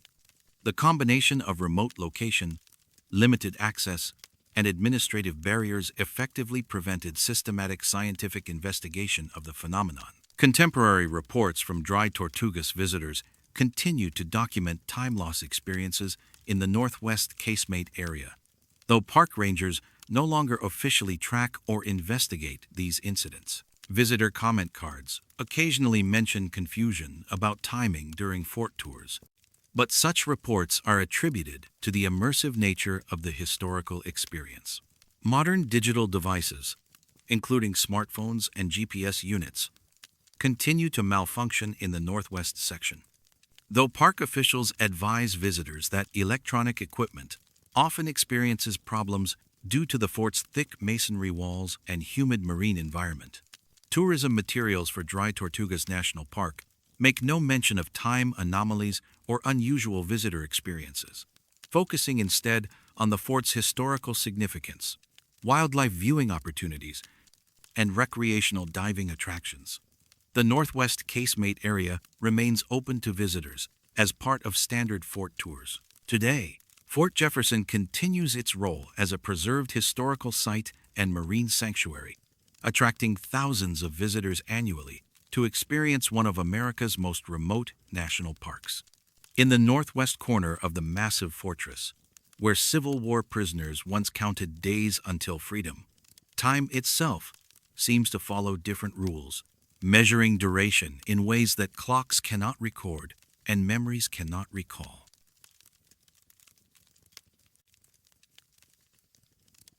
Some heartbeats pulse beneath the earth, with a rhythm that no geology textbook can explain. Peace River flows 106 miles through west-central Florida, from its headwaters in Polk County to its mouth at Charlotte Harbor, near Punta Gorda. Unlike many Florida waterways that follow straight channels carved by human engineering, Peace River meanders through a landscape of phosphate mines, cattle ranches, and preserved wetlands, following ancient drainage patterns established over thousands of years. The river's name derives from early peace treaties, signed between settlers and Seminole tribes along its banks during the 1800s. The river valley contains some of Florida's richest fossil deposits, with amateur collectors and paleontologists regularly finding shark teeth, mammoth bones, and other prehistoric remains eroded from Miocene-era limestone formations. These fossil beds indicate that the area was once covered by shallow seas, with layers of sediment accumulating over millions of years to create the geological foundation that underlies modern Central Florida. Commercial phosphate mining has shaped the Peace River region since the late 1800s, when large deposits of phosphate rock were discovered in the Bone Valley Formation. Strip mining operations exposed vast areas of the underlying geology, providing scientists with unprecedented access to Florida's geological history, while also creating artificial lakes and altered drainage patterns that changed the river's natural flow characteristics. The U.S. Geological Survey established seismic monitoring stations along Peace River in 1978 as part of a comprehensive study of Florida's geological stability and groundwater resources. These instruments were designed to detect natural earthquakes, monitor subsidence related to phosphate mining, and track any unusual ground movements that might affect the region's extensive underground cave systems. Florida experiences very little natural seismic activity compared to other regions of the United States, making the state an ideal location for detecting subtle ground movements that might be masked by more active geological processes elsewhere. The Seismic Monitoring Network provided baseline data for understanding normal ground conditions and identifying any changes that might indicate subsidence, cave collapse, or other geological hazards. On September 22, 1991, seismologist Dr. Margaret Torres was reviewing routine data from the Peace River Monitoring Network when she noticed an unusual pattern in readings from the station near Arcadia, located approximately 40 miles upstream from the river's mouth. The seismograph was recording regular vibrations that occurred precisely every 19 hours and 23 minutes, a timing pattern that corresponded to no known geological or human activity. The vibrations were subtle but clearly detectable above background noise levels, registering as magnitude 0.8 on the Richter scale, too small to be felt by humans, but significant enough to indicate actual ground movement rather than equipment malfunction. Each vibration lasted approximately 12 minutes and displayed consistent amplitude and frequency characteristics across all recorded events. Torres initially suspected the readings resulted from industrial activity at nearby phosphate mining operations, which used heavy machinery and controlled explosions that could generate regular seismic signals. However, when she contacted mining companies in the area, none reported operations that matched the 19-hour, 23-minute cycle, and most mining activities occurred during standard daytime hours rather than the around-the-clock schedule indicated by the seismic data. The precision of the timing troubled Torres more than the vibrations themselves. Natural geological processes typically showed irregular patterns influenced by multiple variables, while human activities usually followed daily or weekly schedules that reflected work patterns and equipment maintenance cycles. The Peace River vibrations followed neither natural nor artificial timing, suggesting an unknown source operating on its own schedule. Torres expanded her analysis to include data from other monitoring stations along the Peace River, discovering that the same vibrations appeared at different locations with time delays that suggested a source moving steadily upstream. The pattern indicated that whatever was generating the seismic signals traveled along the riverbed at approximately 3 miles per month, a rate too slow for any vehicle or equipment but too fast for most geological processes. Local residents along the Peace River provided mixed accounts when Torres began investigating potential sources for the regular vibrations. Most reported no unusual sensations or disturbances that corresponded to the timing of seismic events, though several mentioned periodic low-frequency sounds that seemed to come from underground. Retired phosphate mine supervisor Robert Chen, who lived near the Arcadia monitoring station, recalled hearing subtle rumbling sounds that occurred with remarkable regularity during the early 1990s. It was like distant thunder, but it happened whether the weather was clear or stormy, Chen explained in a 2001 interview. Always lasted about 10 or 15 minutes, always seemed to come from the same direction along the river. Chen noted that his dogs would become restless shortly before the rumbling sounds began, suggesting they could detect something humans couldn't perceive. The animals knew it was coming maybe 20 minutes before I could hear anything, Chen recalled. They'd start pacing and whining, then settle down again after the sounds stopped. Agricultural worker Maria Santos, whose property bordered the Peace River near Zolfo Springs, reported similar experiences with livestock behavior that seemed to anticipate the underground vibrations. The cattle would all move away from the river about the same time every day, Santos observed. Not regular feeding time or anything like that, but they had some kind of pattern I couldn't figure out.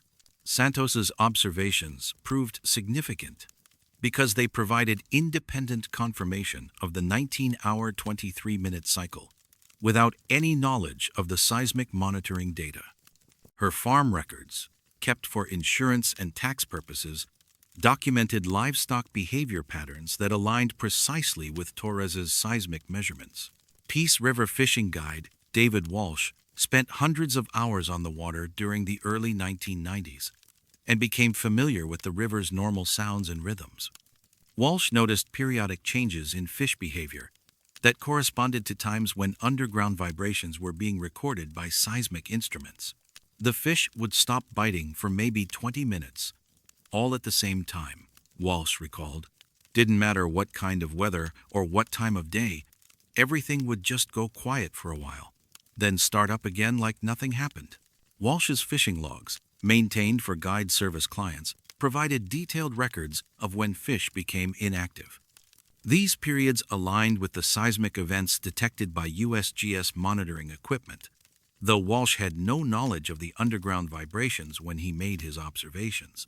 The U.S. Geological Survey launched a comprehensive investigation of the Peace River seismic anomaly in 1993, deploying additional monitoring equipment and conducting subsurface surveys to identify potential sources for the regular vibrations. Geologists mapped underground limestone formations, documented known cave systems, and analyzed groundwater flow patterns that might generate periodic seismic signals. Dr. Michael Harrison, the USGS geologist who led the investigation, found no geological features that could account for vibrations occurring on a 19-hour, 23-minute cycle. Natural cave systems can generate seismic activity when water levels change or when ceiling rocks collapse, Harrison explained in his final report. But these processes follow irregular patterns influenced by rainfall, groundwater levels, and rock stress accumulation. They don't maintain precise timing over months or years. Harrison's team conducted extensive mapping of underground structures, using ground-penetrating radar and seismic reflection techniques. Their surveys revealed typical karst topography with numerous limestone caverns and underground streams, but no unusual formations that might explain the regular vibrations or their apparent movement along the river corridor. Water level monitoring throughout the Peace River system showed no correlation between the seismic events and normal hydrological cycles. The vibrations occurred regardless of rainfall amounts, seasonal water level changes, or human activities such as dam releases or irrigation pumping that might affect underground water pressure. Industrial activity surveys confirmed that no mining operations, construction projects, or manufacturing facilities in the region operated on schedules that matched the observed seismic pattern. Most phosphate mining used controlled explosions during daytime hours, while other industrial activities followed standard work schedules that bore no relationship to the 19-hour, 23-minute cycle. Military installations in the region, including MacDill Air Force Base and various Coast Guard facilities, were contacted about potential training exercises or classified operations that might generate regular seismic signals. All agencies denied conducting activities that corresponded to the observed pattern, and most noted that their operations were limited to standard daytime hours and specific training areas. The USGS investigation concluded that the Peace River seismic anomaly had no identifiable natural or artificial source based on available evidence. Harrison's final report recommended continued monitoring to determine whether the pattern would persist or change over time, but noted that budget constraints prevented expanded research into unexplained geological phenomena. Federal funding for continued investigation was denied in 1995, with agency administrators indicating that the Peace River vibrations posed no apparent threats to public safety or infrastructure. Routine seismic monitoring continued as part of standard geological survey operations, but dedicated research into the anomaly was discontinued due to budget priorities and lack of practical applications. Dr. Torres attempted to maintain interest in the Peace River mystery through academic publications and professional conferences, but found limited enthusiasm among colleagues for studying phenomena that couldn't be explained using conventional geological theories. Several research proposals submitted to universities and government agencies were rejected for lack of clear hypotheses or practical significance. The scientific community doesn't like mysteries without solutions, Torres reflected in a 2005 interview. If you can't propose a mechanism or predict outcomes, it's difficult to get funding or institutional support for research. Torres noted that similar dismissive attitudes applied to other unexplained geological phenomena, including electromagnetic anomalies, unusual mineral formations, and irregular groundwater flow patterns that didn't fit established models of subsurface processes. Contemporary seismic monitoring along Peace River continues to detect the same regular vibrations that puzzled researchers in the 1990s, though current USGS personnel assign low priority to investigating the phenomenon. Budget constraints and administrative focus on practical applications have eliminated most research into unexplained geological activities. Modern digital seismographs provide more precise measurements of the vibrations, confirming their consistent magnitude, duration, and timing while detecting additional details about their frequency characteristics and propagation patterns. However, improved measurement capabilities have not led to better understanding of what generates the signals or why they maintain such mechanical precision. The source of the vibrations continues its slow progress along the Peace River corridor, currently located near the headwaters in Polk County after completing several cycles through the entire river system. The 3 miles per month movement rate has remained constant for over 3 decades, suggesting whatever generates the signals follows a predetermined path with no apparent destination or purpose. Today, Peace River flows quietly through central Florida, supporting recreational fishing, wildlife viewing, and fossil collecting activities that attract visitors from throughout the region. Deep beneath the surface, in limestone chambers carved by ancient seas, something maintains its rhythmic pulse with the precision of a geological metronome, counting time in intervals that follow no earthly schedule, while moving slowly through darkness toward destinations that exist only in the hidden geometry of underground spaces.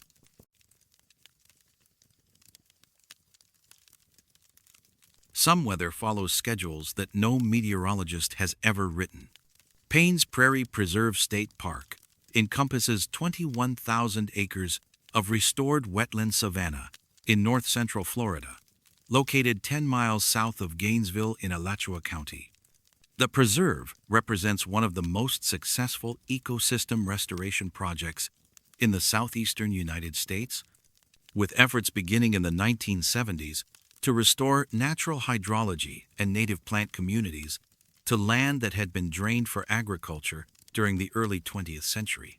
The prairie's unique geography creates a natural basin where water collects during rainy seasons, forming a shallow lake that can cover up to 10,000 acres during peak flood periods. During dry seasons, the water recedes to expose grasslands and wetlands that support diverse wildlife populations, including sandhill cranes, alligators, wild horses, and over 200 bird species. This dramatic seasonal transformation has shaped the area's ecology for thousands of years. Native American populations utilized Paynes Prairie for hunting and seasonal camps long before European contact, taking advantage of the predictable wildlife concentrations that gathered around permanent water sources. Spanish explorers documented the area in the 1500s, noting the vast grasslands and abundant game that attracted indigenous settlements. The prairie was named after King Payne, a Seminole chief who established villages in the area during the late 1700s. Modern scientific monitoring of the prairie began in 1978 when the state park system installed weather stations to track atmospheric conditions as part of habitat restoration efforts.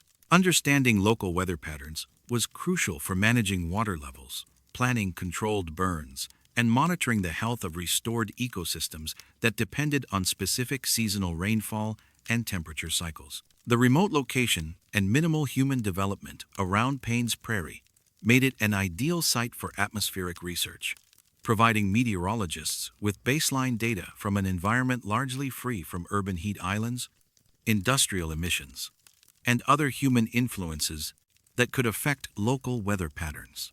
On October 11, 1992, National Weather Service meteorologist Dr. Patricia Walsh was reviewing routine atmospheric data from the Paynes Prairie Monitoring Station when she discovered an unusual pattern in barometric pressure readings collected during the early morning hours. The data showed regular pressure variations that occurred exclusively between 2 and 4 a.m., following mathematical sequences that corresponded to no known meteorological phenomena. The pressure changes were subtle but clearly detectable, varying by approximately 0.02 inches of mercury in patterns that repeated with mechanical precision. Each sequence lasted exactly 120 minutes and occurred every 48 hours, regardless of broader weather conditions affecting the region. Walsh initially suspected the readings resulted from equipment malfunction or calibration errors, since barometric pressure typically changed gradually in response to approaching or departing weather systems rather than following precise mathematical progressions. Natural atmospheric variations usually showed irregular patterns influenced by multiple meteorological factors operating over different timescales. However, when Walsh examined the monitoring equipment personally, she found it functioning normally, with no signs of damage, interference, or calibration problems. The pressure sensor had been recently serviced and showed accurate readings during normal daylight hours when compared to other weather stations throughout north-central Florida. The timing of the anomalous readings troubled Walsh more than the pressure variations themselves.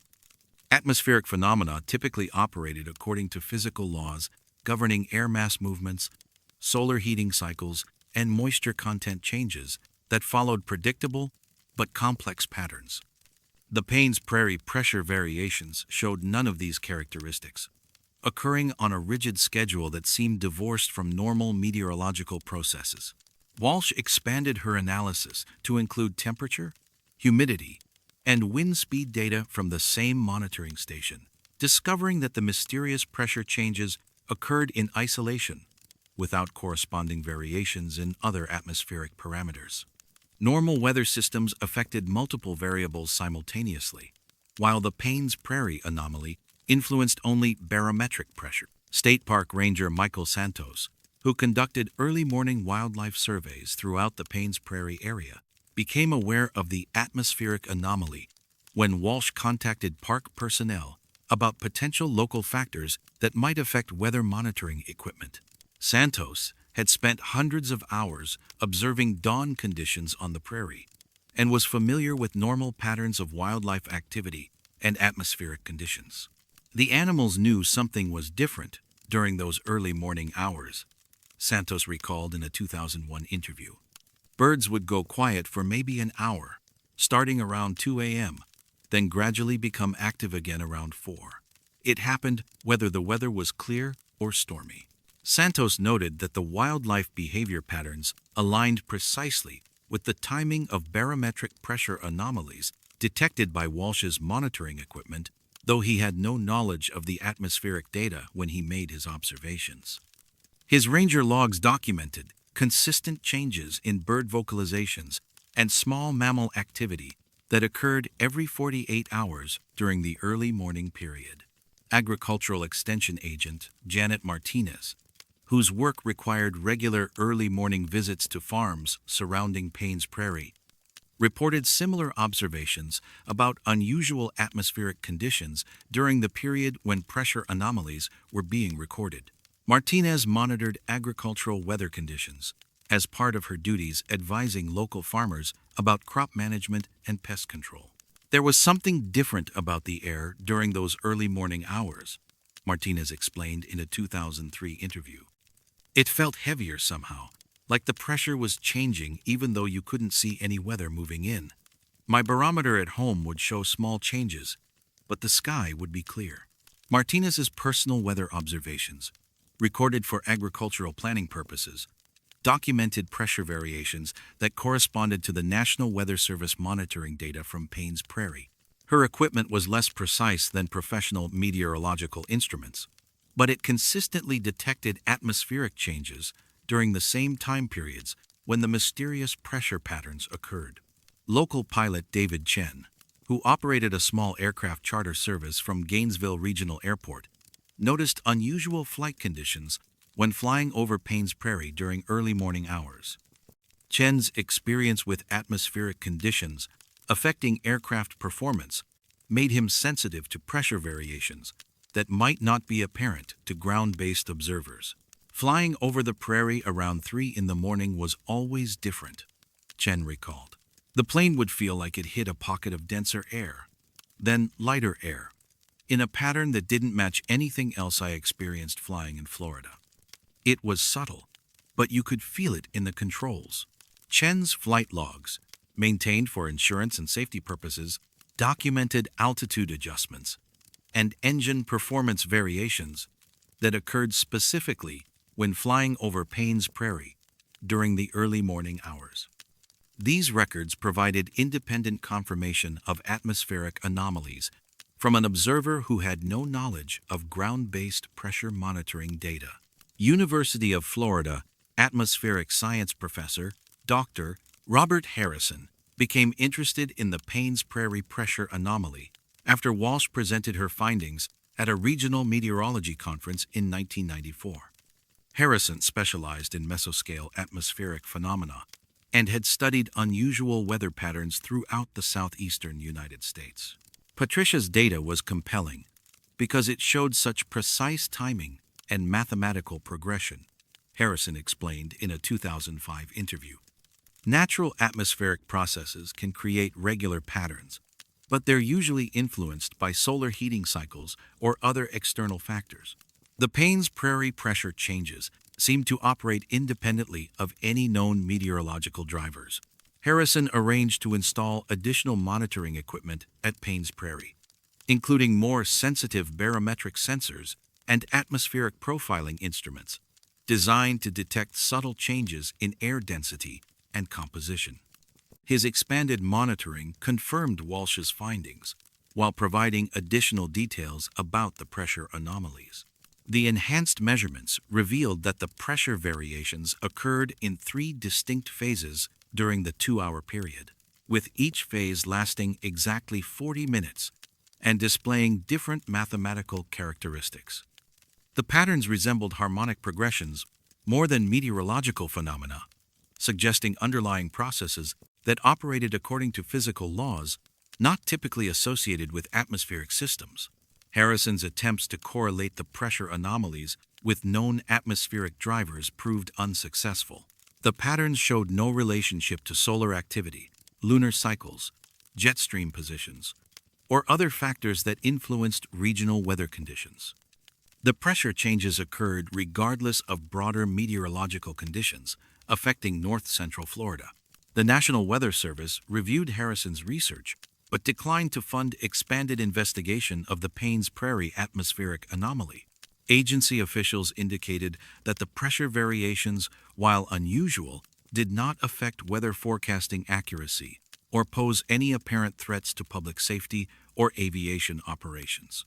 Federal meteorological agencies showed similar lack of interest in the phenomenon, despite documentation provided by multiple researchers. The National Oceanic and Atmospheric Administration acknowledged the pressure measurements, but indicated that isolated atmospheric anomalies were not uncommon and rarely warranted specialized investigation unless they affected larger geographic areas. Attempts to publish research about the Paynes Prairie pressure patterns in meteorological journals met with limited success. Reviewers expressed skepticism about findings that couldn't be explained using established atmospheric science principles, and most publications preferred studies that addressed practical forecasting applications rather than unexplained phenomena. Dr. Walsh continued monitoring the atmospheric anomaly through the late 1990s, documenting thousands of pressure variation events that maintained their precise timing and mathematical characteristics across multiple years. The patterns never deviated from their 48-hour schedule or their 2-hour duration, suggesting systematic processes rather than random atmospheric fluctuations. Budget constraints forced the discontinuation of specialized atmospheric monitoring at Paynes Prairie in 2001, though routine weather data collection continued as part of standard park management activities. The enhanced equipment used by Harrison and Walsh was relocated to other research sites where funding was available for ongoing atmospheric studies. Contemporary weather monitoring at Paynes Prairie continues to detect the same pressure anomalies that puzzled researchers in the 1990s, though current park personnel assign low priority to investigating the phenomenon. Digital weather stations provide more precise measurements than earlier equipment, confirming the mathematical progressions while revealing additional details about their frequency and amplitude characteristics. Modern attempts to explain the pressure patterns using improved atmospheric modeling techniques have proven unsuccessful. Computer simulations of local weather conditions cannot reproduce the observed pressure variations without incorporating unknown energy sources or atmospheric processes that have no basis in established meteorological theory. Today, Paynes Prairie Preserve maintains its reputation as one of Florida's most successful ecosystem restoration projects, supporting diverse wildlife populations and providing recreational opportunities for thousands of annual visitors. The preserve's weather monitoring equipment continues operating for routine park management purposes, recording atmospheric conditions that include pressure variations no meteorologist can predict. In the hours before dawn, when the prairie lies quiet beneath stars that measure their own ancient rhythms, the atmosphere itself follows patterns that exist in no textbook, pursuing mathematical sequences that transform air pressure into a language written by processes that may be speaking to listeners who have not yet learned to understand what the changing sky is trying to say.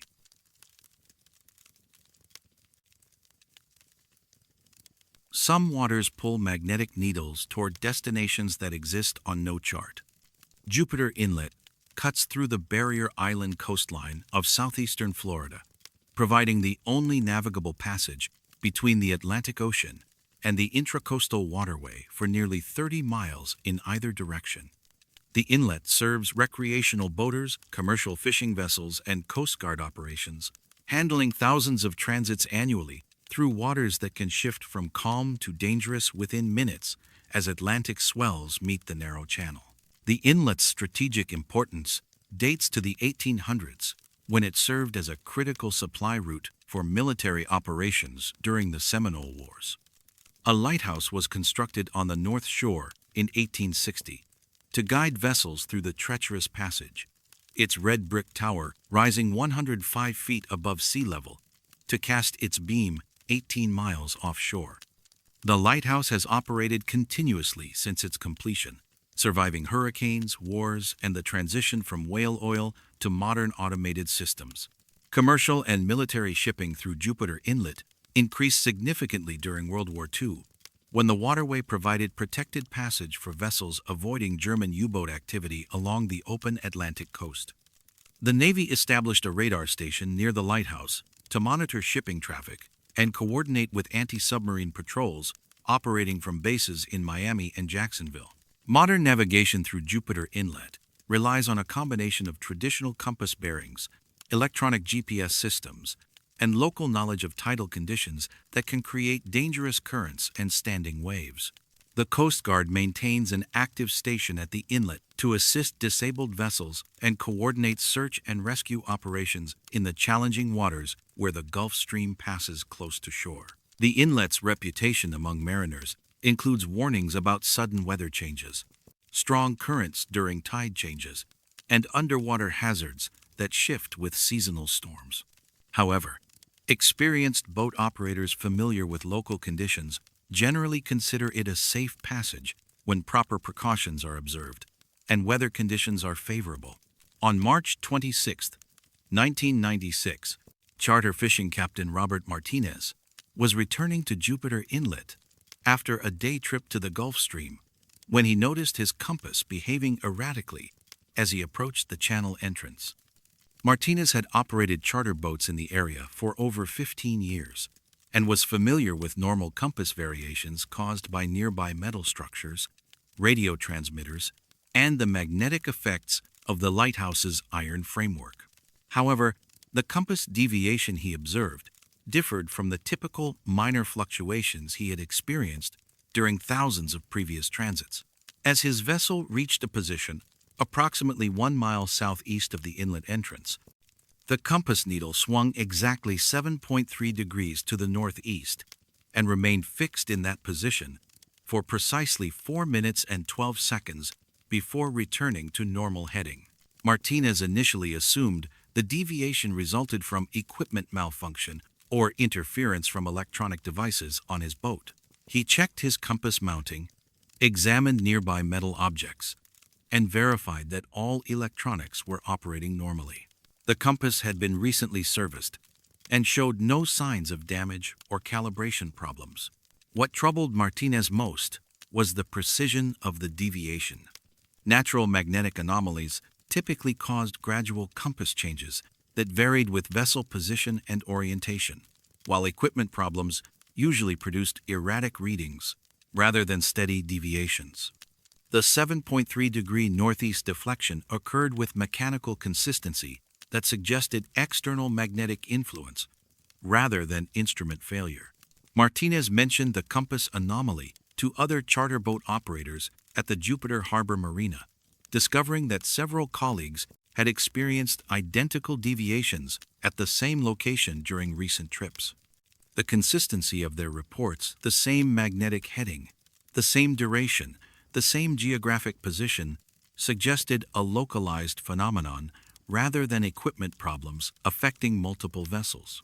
Coast Guard Petty Officer Jennifer Walsh, stationed at Jupiter Inlet, became aware of the compass anomaly reports when Martinez and other mariners contacted the station to inquire about potential navigation hazards or changes to local magnetic declination.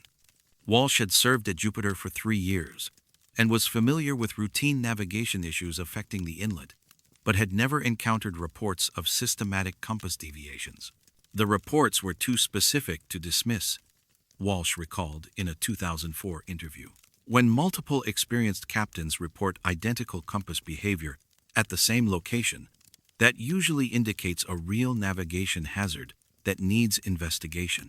Walsh arranged for Coast Guard personnel to conduct systematic compass checks while transiting the area where deviations had been reported. Using calibrated navigation equipment aboard Coast Guard patrol boats, the crew confirmed that compass needles consistently deflected 7.3 degrees northeast at the reported location, maintaining that exact bearing for 4 minutes and 12 seconds, regardless of vessel speed or heading. The Coast Guard investigation revealed additional details about the compass anomaly. The deviation occurred only when vessels were traveling through a specific area measuring approximately 500 yards in diameter, centered 1 mile southeast of Jupiter Inlet entrance. Boats passing north or south of this zone experienced normal compass behavior, while those transiting the affected area always encountered the same magnetic deflection. Marine electronics specialist David Chen, who serviced navigation equipment for commercial and recreational vessels throughout southeastern Florida, became involved in the investigation when boat owners requested compass checks after experiencing the Jupiter Inlet anomaly. Chen had installed and maintained thousands of compass systems and was familiar with various factors that could affect magnetic navigation instruments. "I'd never seen anything like it," Chen explained in a 2006 interview. Magnetic compasses are affected by local iron deposits, electrical interference, or equipment problems, but this was completely different. The compasses were working perfectly. They were just pointing to something that shouldn't be there. Chen's testing revealed that the compass deviations occurred regardless of the type of navigation equipment used. Traditional magnetic compasses, electronic compass systems, and handheld backup instruments all showed identical deflections when vessels entered the affected area. However, GPS navigation systems continued functioning normally, providing accurate position data that didn't correspond to the magnetic heading indicated by compass instruments. The discrepancy between magnetic and electronic navigation systems puzzled Chen because most navigation anomalies affected multiple types of equipment simultaneously. GPS systems rely on satellite signals rather than terrestrial magnetic fields, but electromagnetic interference that could affect compasses typically disrupted electronic devices as well. Professional fishing captain Maria Santos, who operated commercial vessels out of Jupiter Inlet, documented the compass anomaly in detail during her regular trips to offshore fishing grounds. Santos maintained careful navigation logs for insurance and safety purposes, providing precise records of compass readings and GPS positions throughout her voyages. The compass would swing northeast every time we hit that spot, Santos recalled. Always the same direction, always the same amount, always lasted exactly 4 minutes, but the GPS never changed. It showed we were going straight through normal water. Santos noted that the compass deviation occurred regardless of weather conditions, time of day, or tidal state. Her logs documented over 50 transits through the affected area during various seasons and ocean conditions, with identical compass behavior recorded during each passage. The phenomenon affected vessels of different sizes and construction materials, eliminating the possibility that specific hull configurations or onboard equipment created the magnetic anomaly. Steel-hulled commercial boats, fiberglass sport fishing vessels, and aluminum patrol craft all experienced identical compass deviations when passing through the designated area. The U.S. Coast Guard launched a comprehensive investigation of the Jupiter Inlet compass anomaly in 1998, deploying specialized equipment to measure magnetic field strength and identify potential sources of electromagnetic interference. Coast Guard marine safety specialists conducted surveys using professional magnetometers and navigation equipment calibrated to detect subtle magnetic variations. Lieutenant Commander Michael Harrison, who supervised the Coast Guard investigation, found no magnetic anomalies or equipment malfunctions that could account for the reported compass deviations. We used every detection method available to identify magnetic field variations, electromagnetic interference, or underwater structures that might affect navigation equipment, Harrison explained in his final report. All measurements showed normal magnetic conditions throughout the area. The Coast Guard survey included underwater mapping to identify potential shipwrecks, cables, or other metallic objects that might create localized magnetic fields. Side-scan sonar and magnetometer readings revealed typical ocean bottom composition with no unusual features that could influence compass behavior. Geological surveys conducted by the U.S. Geological Survey confirmed that the ocean floor near Jupiter Inlet consisted of typical sand and limestone formations with no iron deposits or mineral concentrations that might affect magnetic navigation instruments. Core samples showed normal sediment composition, without metallic inclusions or unusual magnetic properties. The investigation's most puzzling finding was that sensitive magnetometers detected no magnetic field variations in the area where compass deviations consistently occurred. Professional-grade instruments capable of measuring minute changes in magnetic field strength showed normal readings throughout the affected zone, suggesting that whatever influenced compass needles operated through mechanisms that standard detection equipment couldn't identify. Federal Aviation Administration representatives contacted about the Jupiter Inlet anomaly reported no corresponding effects on aircraft navigation systems when flying over the area. Pilots operating from nearby airports showed no awareness of magnetic compass deviations that might correspond to the marine navigation problems, indicating that the phenomenon was limited to surface vessels. Electronic warfare specialists from the Navy's Atlantic Fleet headquarters in Norfolk reviewed the Coast Guard findings, but found no evidence of artificial electromagnetic interference that might affect marine navigation. Equipment. Military personnel indicated that no classified operations or experimental technology deployments could account for the reported compass anomalies. The National Ocean Service, responsible for maintaining marine navigation charts and magnetic declination data, reviewed compass deviation reports from Jupiter Inlet, but found no justification for updating official navigation publications. Agency officials noted that the reported anomalies didn't correspond to measurable magnetic field changes and therefore couldn't be verified using standard surveying techniques. Scientific explanations proposed for the Jupiter Inlet compass anomaly included unusual interactions between the Gulf Stream current and Earth's magnetic field, temporary magnetic disturbances caused by solar activity, and localized atmospheric effects that might influence compass behavior. However, none of these theories could account for the precise timing, consistent location, and mechanical regularity of the reported deviations. Research proposals submitted by universities to study the navigation anomaly were declined by federal agencies, which indicated that the phenomenon posed no apparent threats to marine safety or national security. The consistent 4-minute duration and predictable location allowed mariners to anticipate and compensate for compass deviations without significant navigation difficulties. Contemporary reports from vessels transiting Jupiter Inlet continue to document the same compass anomalies that puzzled investigators in the 1990s.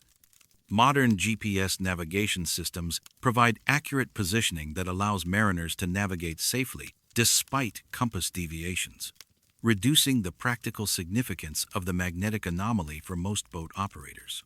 The Coast Guard maintains its position that the Jupiter Inlet compass deviation represents an unexplained navigation phenomenon that poses minimal risks to marine safety. Official navigation warnings advise mariners to rely on electronic positioning systems when transiting the area and to verify compass headings using multiple navigation methods.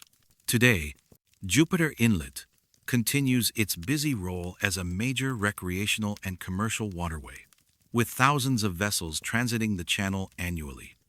1 mile southeast of the lighthouse, where Gulf Stream waters meet the continental shelf in depths that have been measured countless times, magnetic compasses still point towards something that exists in no surveyor's notes, marking a direction that leads only to coordinates where nothing has ever been found and nothing has ever been lost.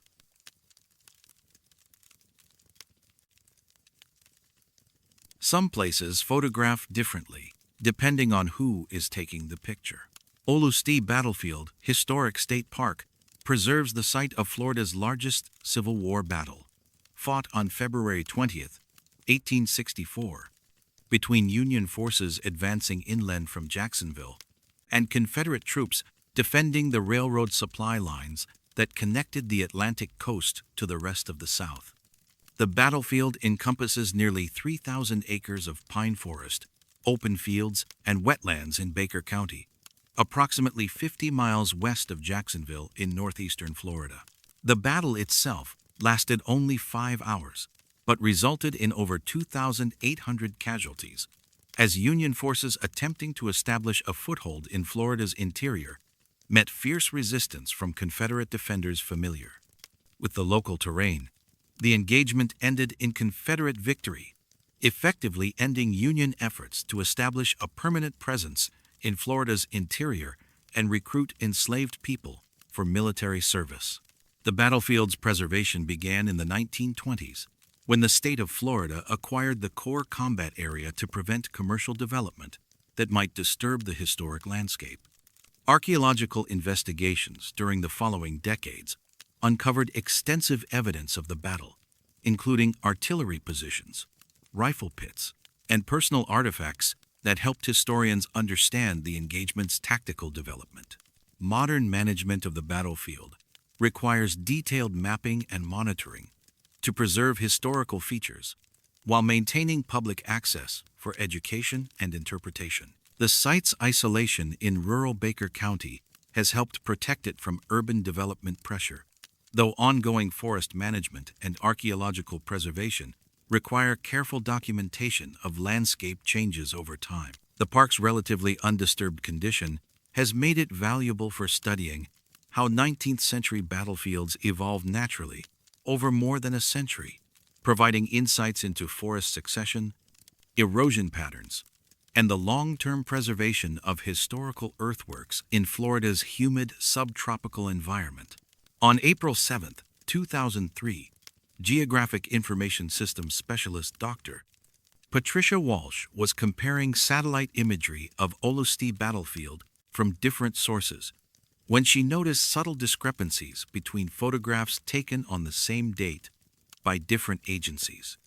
Walsh worked for the Florida Department of Environmental Protection, conducting routine surveys of state park properties to monitor environmental changes and update management plans. The imagery discrepancies involved photographs taken within hours of each other by NASA's Landsat satellite system and the National Geospatial Intelligence Agency's commercial satellite network. Both images showed the same geographic coordinates and were captured under similar atmospheric conditions. Yet careful comparison revealed differences in tree placement, topographical features, and landscape elements that should have been identical. Walsh initially assumed the differences resulted from technical factors such as camera angle variations, atmospheric distortion, or image processing artifacts that could create apparent landscape changes in satellite photography. Different satellite systems used varying sensors, altitude perspectives, and image enhancement techniques that might produce subtle visual discrepancies even when photographing the same location. However, when Walsh analyzed the images using professional geographic software designed to detect and correct such technical variations, the landscape discrepancies persisted despite adjustment for known optical and processing factors. The differences appeared to represent actual variations in physical features rather than photographic artifacts.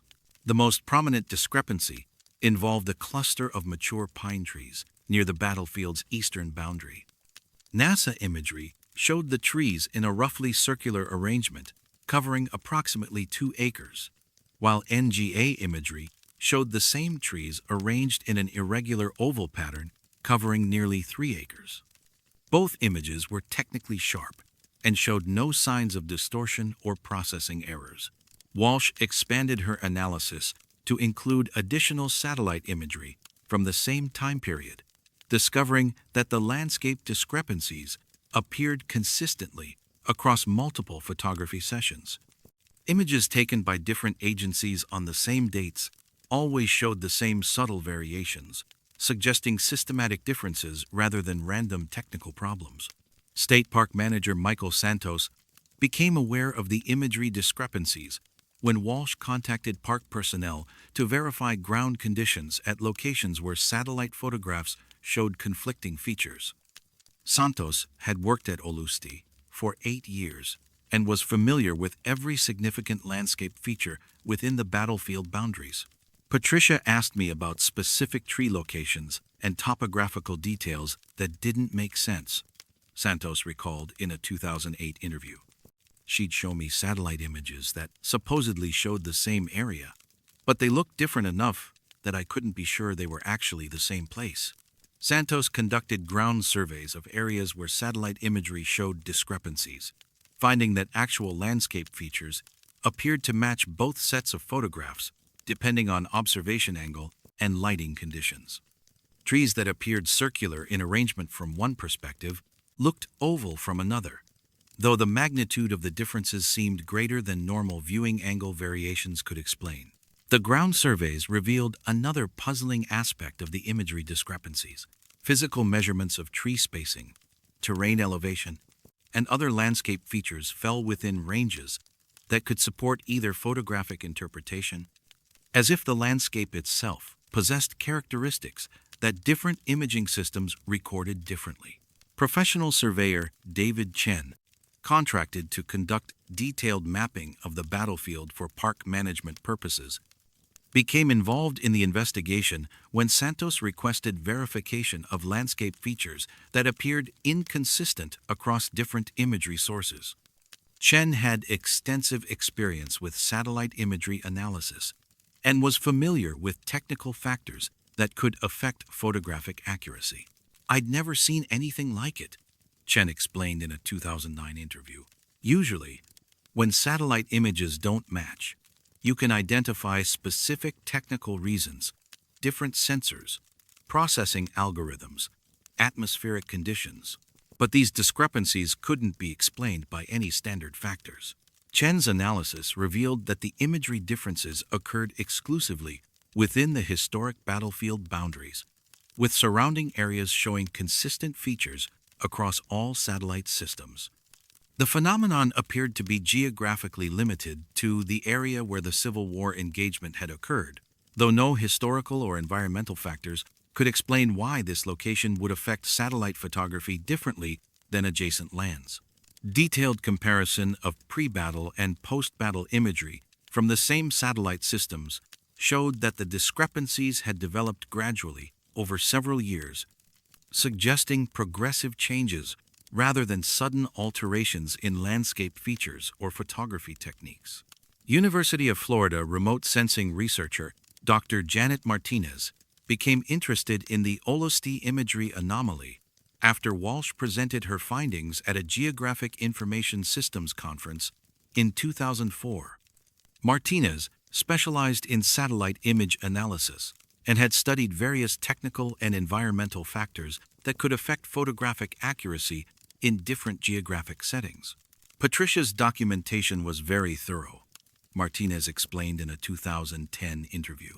She'd eliminated most of the standard explanations for imagery discrepancies. What remained was either a very unusual combination of technical factors or something affecting the landscape itself. Martinez arranged for additional satellite photography of Olustee battlefield using different imaging systems and spectral analysis techniques designed to identify subtle variations in vegetation, soil composition, or moisture content that might influence photographic results. Her expanded analysis confirmed Walsh's findings while revealing additional details about the imagery discrepancies. The enhanced satellite studies showed that the landscape variations were most prominent in infrared and near-infrared spectral bands, suggesting differences in vegetation, health, soil moisture, or mineral composition that weren't visible to standard optical photography. However, ground-based measurements of these same factors showed normal readings throughout the battlefield area. Martinez's research team conducted comprehensive field surveys using portable spectrometers and soil analysis equipment to verify satellite-detected variations in surface composition. All field measurements fell within normal ranges for Florida pine forest environments, showing no unusual characteristics that might explain the satellite imagery discrepancies. Federal agencies showed limited interest in the Olustee imagery anomaly, despite documentation provided by multiple researchers. The U.S. Geological Survey, which coordinates civilian satellite mapping programs, acknowledged the imagery discrepancies, but indicated that they didn't affect the accuracy of standard topographic mapping or land use planning applications. NASA's Landsat Program Office reviewed the conflicting imagery, but concluded that the discrepancies fell within acceptable variation ranges for satellite photography systems. Agency officials noted that atmospheric conditions, seasonal changes, and equipment calibration differences could account for subtle variations in landscape appearance across different imaging platforms. The National Geospatial-Intelligence Agency declined to provide detailed explanations for imagery discrepancies involving their satellite systems, citing security restrictions on technical specifications for reconnaissance and mapping equipment. Agency representatives indicated that image quality assessments were conducted through classified procedures not accessible to civilian researchers. Academic attempts to publish research about the Olustee imagery anomaly met with limited success in professional journals. Peer reviewers expressed skepticism about findings that couldn't be explained using established remote sensing principles, and most publications preferred studies with clear practical applications for geographic mapping or environmental monitoring. Dr. Walsh submitted detailed reports to the Florida Department of Environmental Protection, requesting additional funding for expanded research into the satellite imagery discrepancies. Agency officials acknowledged the unusual findings, but indicated that budget constraints prevented funding for studies that didn't directly support park management or environmental protection objectives. They essentially told me it was interesting, but not important enough to pursue, Walsh recalled in a 2012 interview. As long as the park could be managed effectively and visitors had access to accurate maps, nobody wanted to spend money investigating why different satellites saw the landscape differently. Equipment manufacturers consulted about the imagery discrepancies could provide no technical explanations for consistent variations between satellite systems when photographing the same location. Companies that produced imaging sensors and data processing software indicated that their equipment functioned normally when tested at other geographic locations. Contemporary satellite monitoring of Olusti battlefield continues to show the same imagery discrepancies that puzzled researchers in the 2000s. Modern high-resolution satellite systems and improved image processing techniques confirm the landscape variations, while revealing additional details about their geographic distribution and spectral characteristics. The imagery discrepancies remain limited to the historic battlefield area, with surrounding forests and agricultural lands showing consistent features across all satellite platforms. This geographic specificity suggests local factors, rather than systemic technical problems affecting satellite photography equipment or data processing procedures. Current park management relies on ground-based surveys and GPS mapping for detailed landscape documentation, avoiding dependence on satellite imagery for areas where photographic discrepancies have been documented. Visitor maps and interpretive materials use conventional cartographic methods that don't depend on satellite photography for accuracy. Today, Olusti Battlefield Historic State Park continues its mission of preserving and interpreting one of Florida's most significant Civil War sites, welcoming thousands of annual visitors to learn about the battle and its historical context. High above the pine forests where soldiers once fought and fell, satellites continue their silent orbits, capturing images of a landscape that appears subtly different depending on which camera is watching, recording variations that exist only in the space between one lens and another, where the same trees cast shadows toward different points on the compass, and the same ground seems to remember different versions of itself.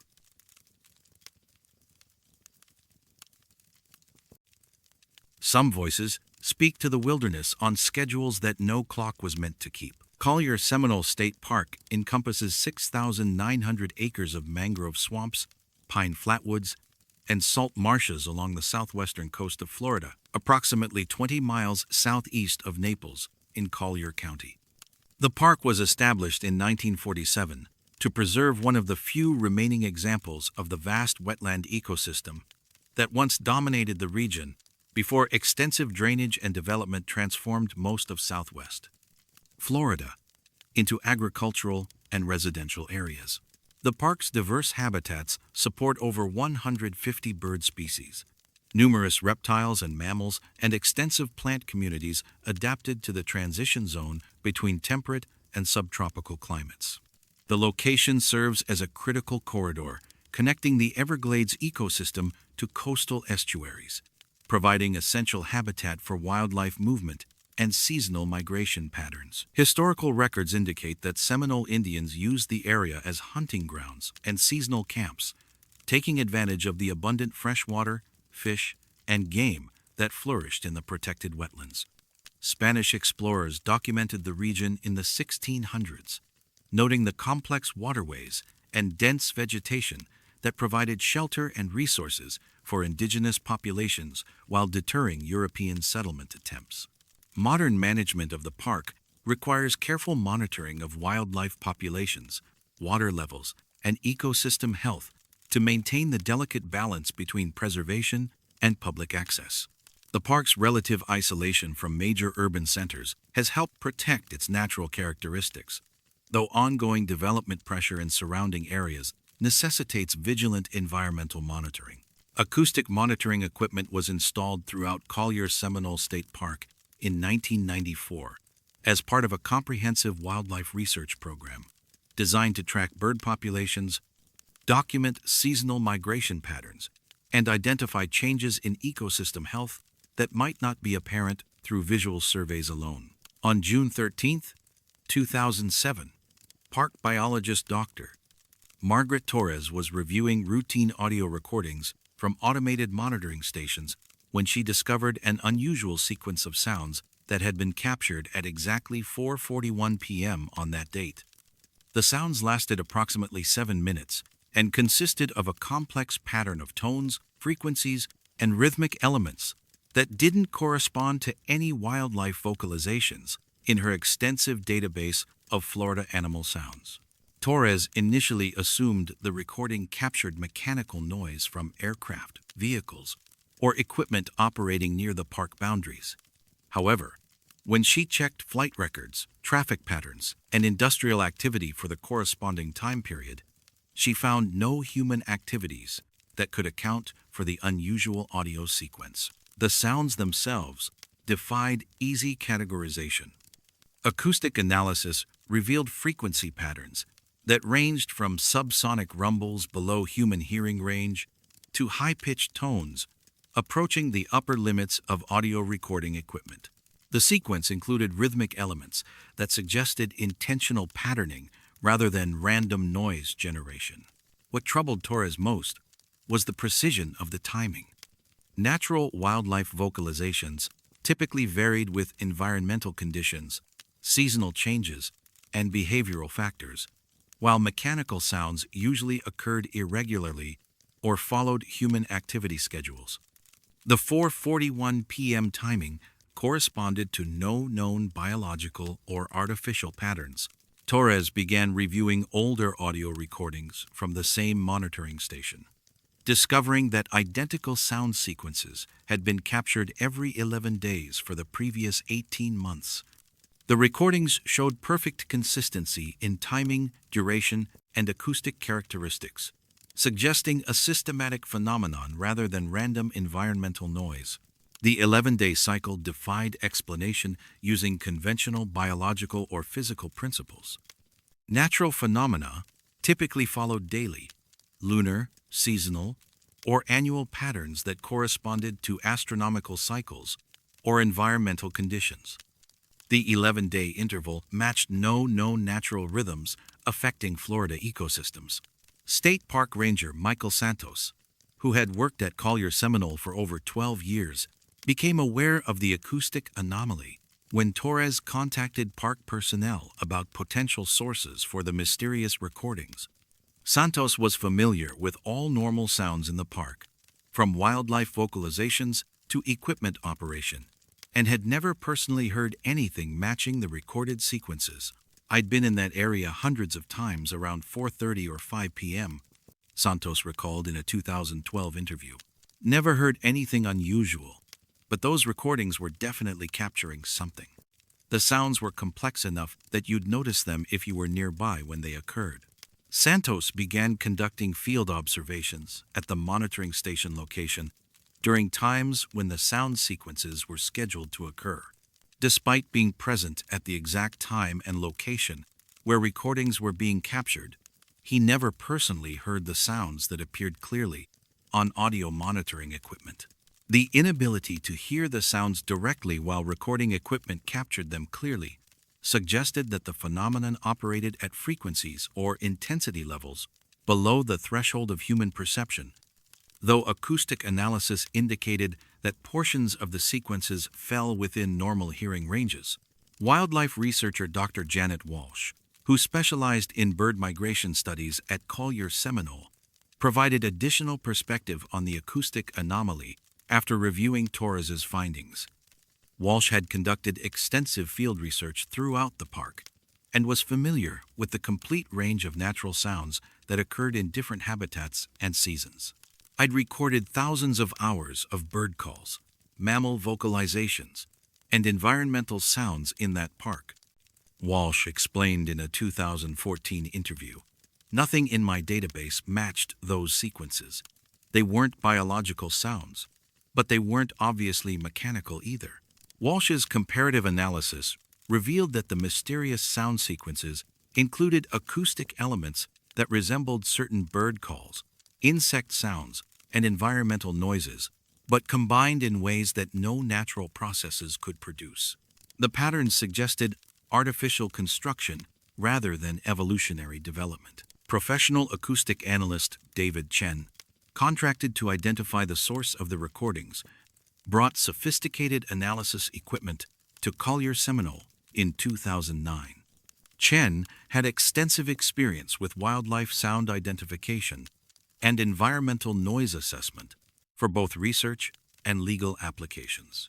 The recordings were technically clean, with no signs of equipment malfunction or interference, Chen reported in his final analysis. But the sound patterns didn't match anything in standard databases of natural or artificial audio sources. Chen's spectral analysis revealed that the sound sequences contained frequency combinations and harmonic relationships that would require precise coordination between multiple sources to produce artificially. The complexity suggested either advanced acoustic engineering or natural processes operating according to unknown principles. The recordings also displayed acoustic properties that seemed to change subtly over time, with frequency patterns shifting gradually across multiple 11-day cycles while maintaining overall structural consistency. These changes followed mathematical progressions that suggested systematic development rather than random variation. University of Florida acoustic research specialist, Dr. Robert Harrison became interested in the Collier-Seminole recordings after Chen shared his analysis findings with academic colleagues studying unusual environmental sounds. Harrison had investigated various unexplained acoustic phenomena throughout Florida and possessed expertise in both natural and artificial sound production. The recordings represented something genuinely unusual in acoustic research, Harrison explained in a 2015 interview.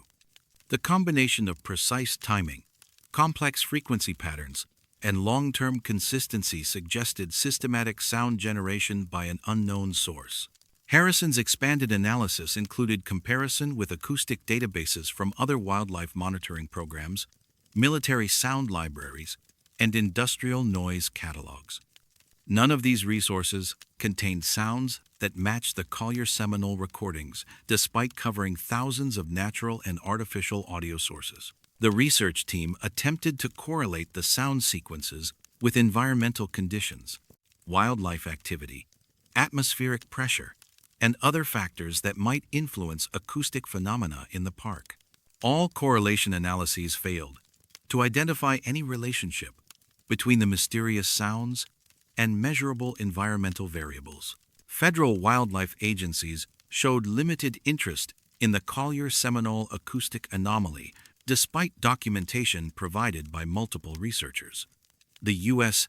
Fish and Wildlife Service, which provided funding for wildlife monitoring programs, acknowledged the unusual recordings, but indicated that they didn't affect standard biological research objectives. The National Park Service, which administered similar acoustic monitoring programs in other protected areas, reviewed the Collier-Seminole findings, but found no comparable phenomena in their extensive sound libraries.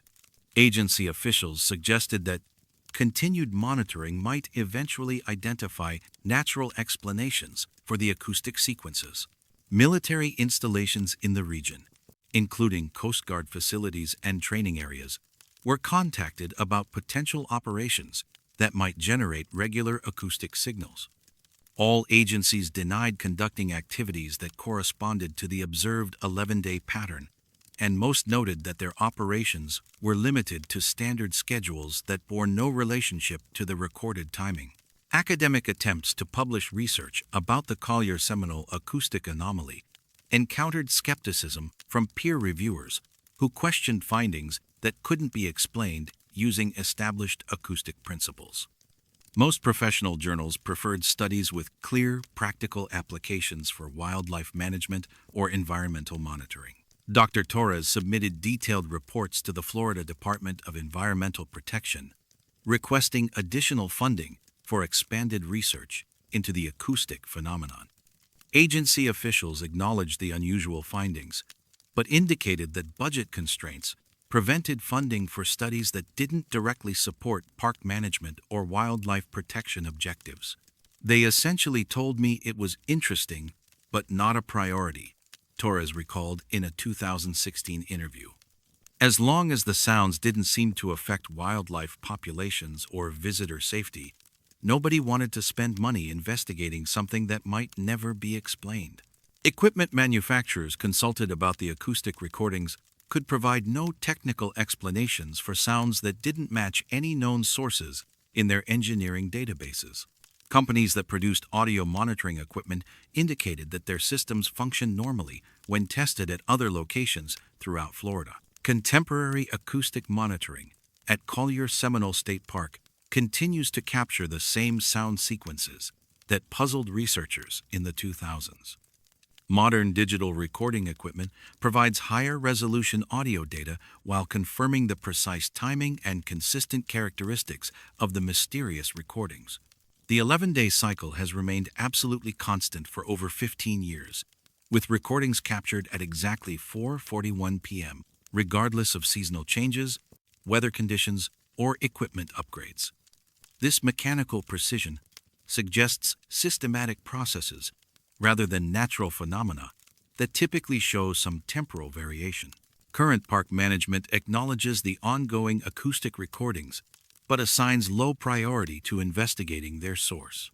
Routine wildlife monitoring continues for standard research and management purposes, with the mysterious sound sequences treated as background data of unknown significance. Today, Collier Seminole State Park continues its mission of preserving and interpreting one of Southwest Florida's most diverse ecosystems, supporting research programs and educational activities that demonstrate the region's natural heritage.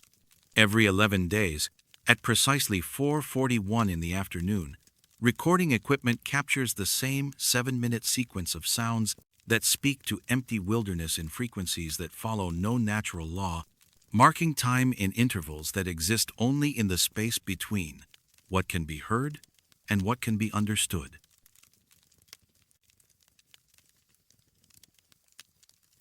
Some foundations support nothing that was ever meant to be built above ground.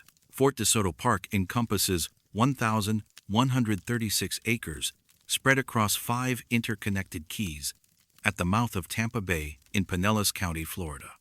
The park's centerpiece is a massive concrete and steel fortification constructed between 1898 and 1910 as part of America's coastal defense system following the Spanish-American War. The fort was designed to protect Tampa Bay's shipping channels and naval facilities from potential enemy attack, though it never fired its guns in combat.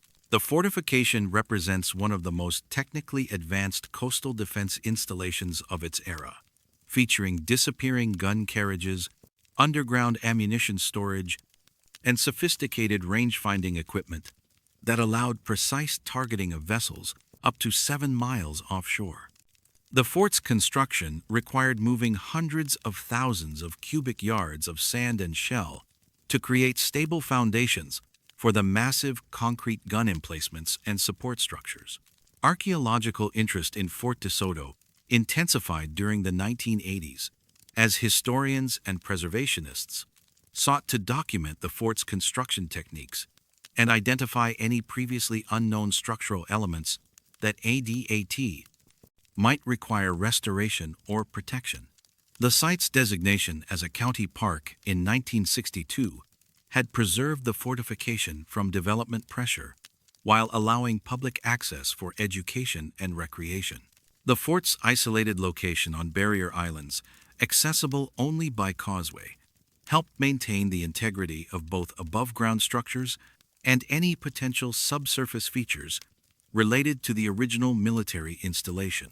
Environmental conditions, including salt air and periodic storm surge, had affected exposed concrete and steel, but underground elements remained largely protected from weathering and human disturbance. Ground-penetrating radar surveys became standard practice for archaeological investigations at historic sites during the 1990s, providing non-invasive methods for identifying buried structures, artifacts, and soil disturbances that might indicate previous human activity. The technology proved particularly valuable at military installations where construction records might be incomplete or classified. On August 15, 1997, University of South Florida archaeologist Dr. Patricia Walsh was conducting routine ground-penetrating radar surveys at Fort DeSoto to map known underground features and identify any previously undocumented structural elements that might require preservation consideration. Walsh had extensive experience with military site archaeology, and was familiar with the types of subsurface features typically associated with early 20th century coastal fortifications. The radar survey of the fort's central courtyard area revealed an unexpected anomaly approximately 15 feet below the surface. The readings indicated a large geometric structure measuring roughly 60 feet by 40 feet, with clearly defined edges and internal divisions that suggested deliberate construction rather than natural geological formations. The structure appeared to be rectangular, with internal chambers or compartments, showing radar signatures consistent with masonry or concrete construction. The depth and positioning placed it well below any known fort infrastructure, and the size exceeded any utility systems or storage facilities documented in original construction plans. Walsh initially assumed the readings indicated a previously unknown foundation or basement level that had been omitted from existing historical documentation. Military construction projects of the early 1900s often included underground facilities for ammunition storage, communications equipment, or personnel shelter that might not appear in publicly available records. However, when Walsh compared the radar findings with archived construction blueprints and military engineering documents from the National Archives, she found no references to any underground structures in the location where the anomaly appeared.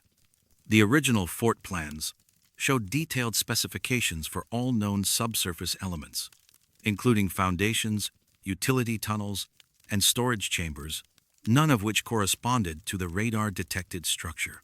The precision and regularity of the radar returns troubled Walsh more than their unexpected presence. Natural geological features typically produced irregular radar signatures that reflected the random patterns of sediment deposition and erosion. The Fort de Soto anomaly showed geometric regularity that strongly suggested human construction. State archaeologist Dr. Michael Santos became involved in the investigation when Walsh contacted the Florida Division of Historical Resources about the potential discovery of previously unknown fort infrastructure. Santos had supervised archaeological investigations at numerous military sites throughout Florida and was familiar with the range of subsurface features that might be associated with coastal defense installations. Patricia's radar data was very compelling, Santos recalled in a 2005 interview. The structure showed all the characteristics of deliberate construction, regular geometry, defined edges, internal divisions, but there was absolutely no historical record of anything being built in that location.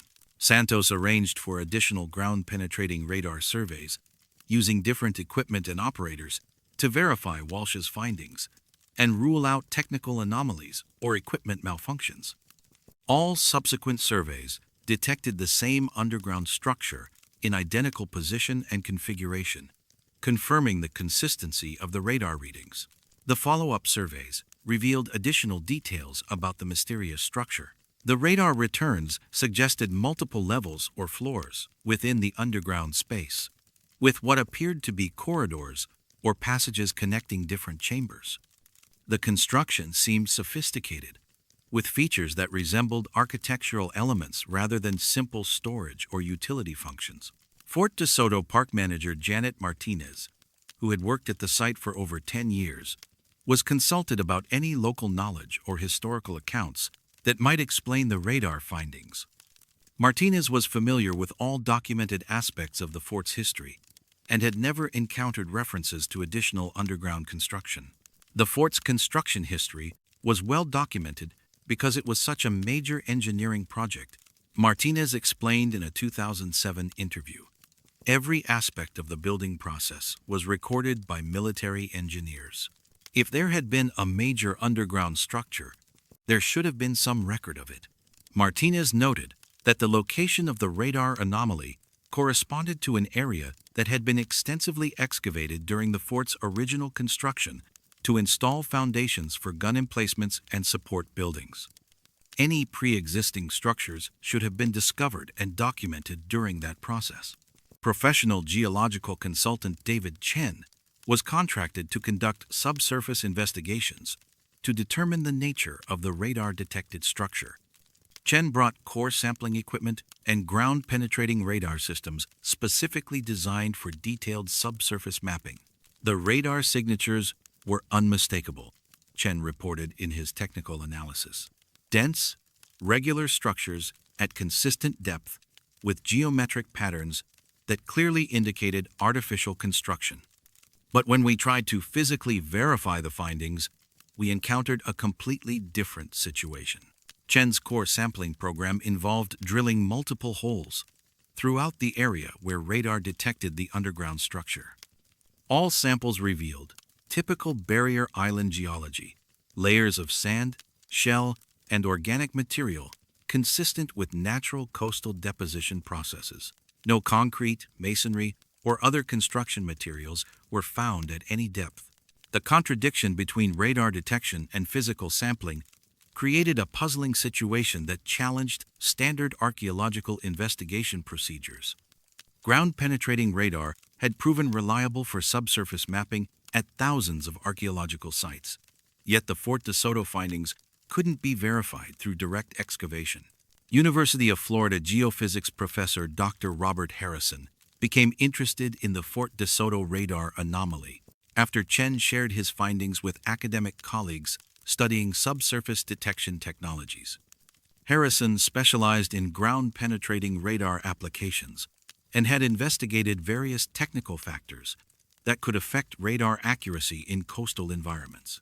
The Fort DeSoto data represented a significant challenge to our understanding of how ground-penetrating radar works. Harrison explained in a 2009 interview.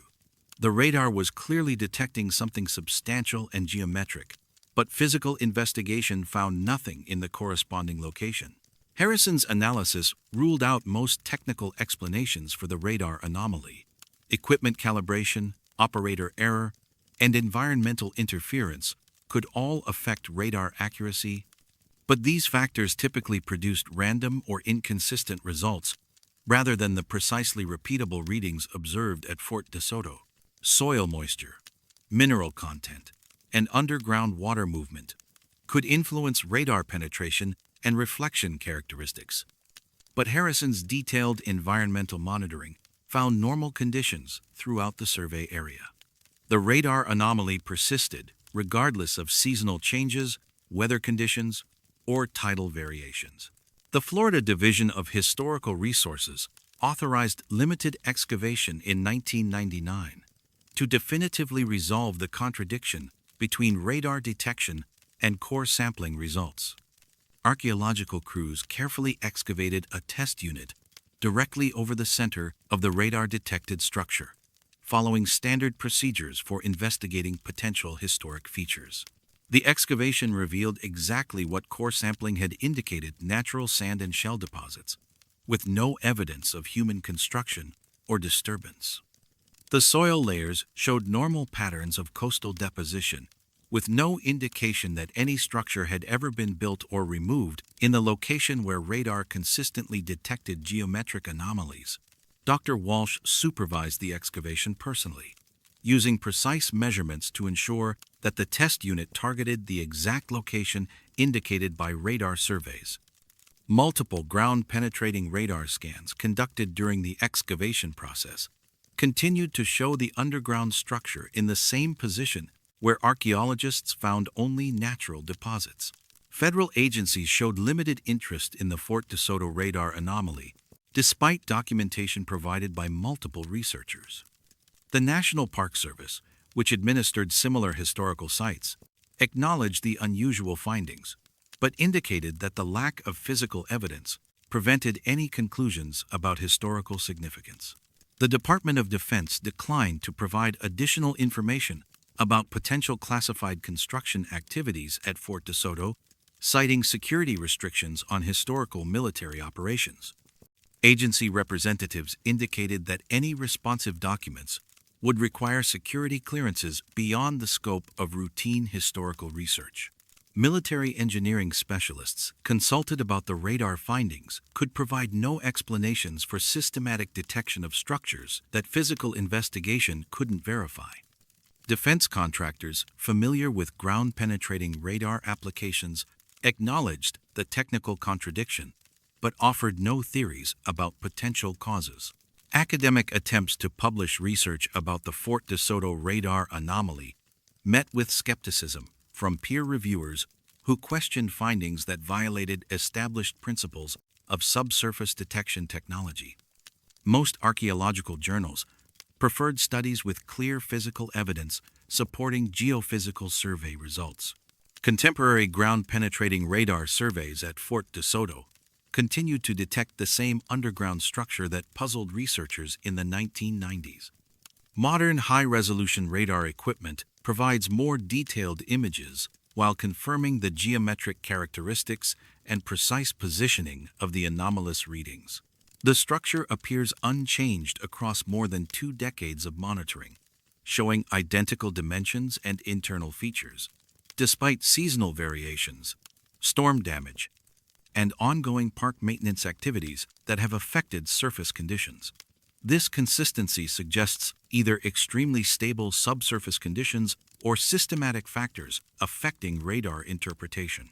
Current park management acknowledges the ongoing radar anomaly, but assigns low priority to further investigation. Routine archaeological monitoring continues for standard preservation purposes, with the mysterious radar readings treated as a technical curiosity rather than a significant historical discovery.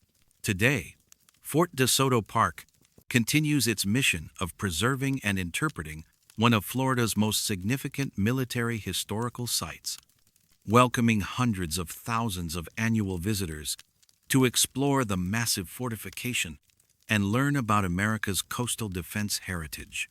15 feet beneath the sandy soil, where tourists walk and children play, ground-penetrating radar continues to map the precise outline of rooms and corridors that exist only in electromagnetic reflections, measuring spaces that were never excavated because they were never built, yet persist in the invisible architecture that lies between what instruments can detect and what shovels can uncover.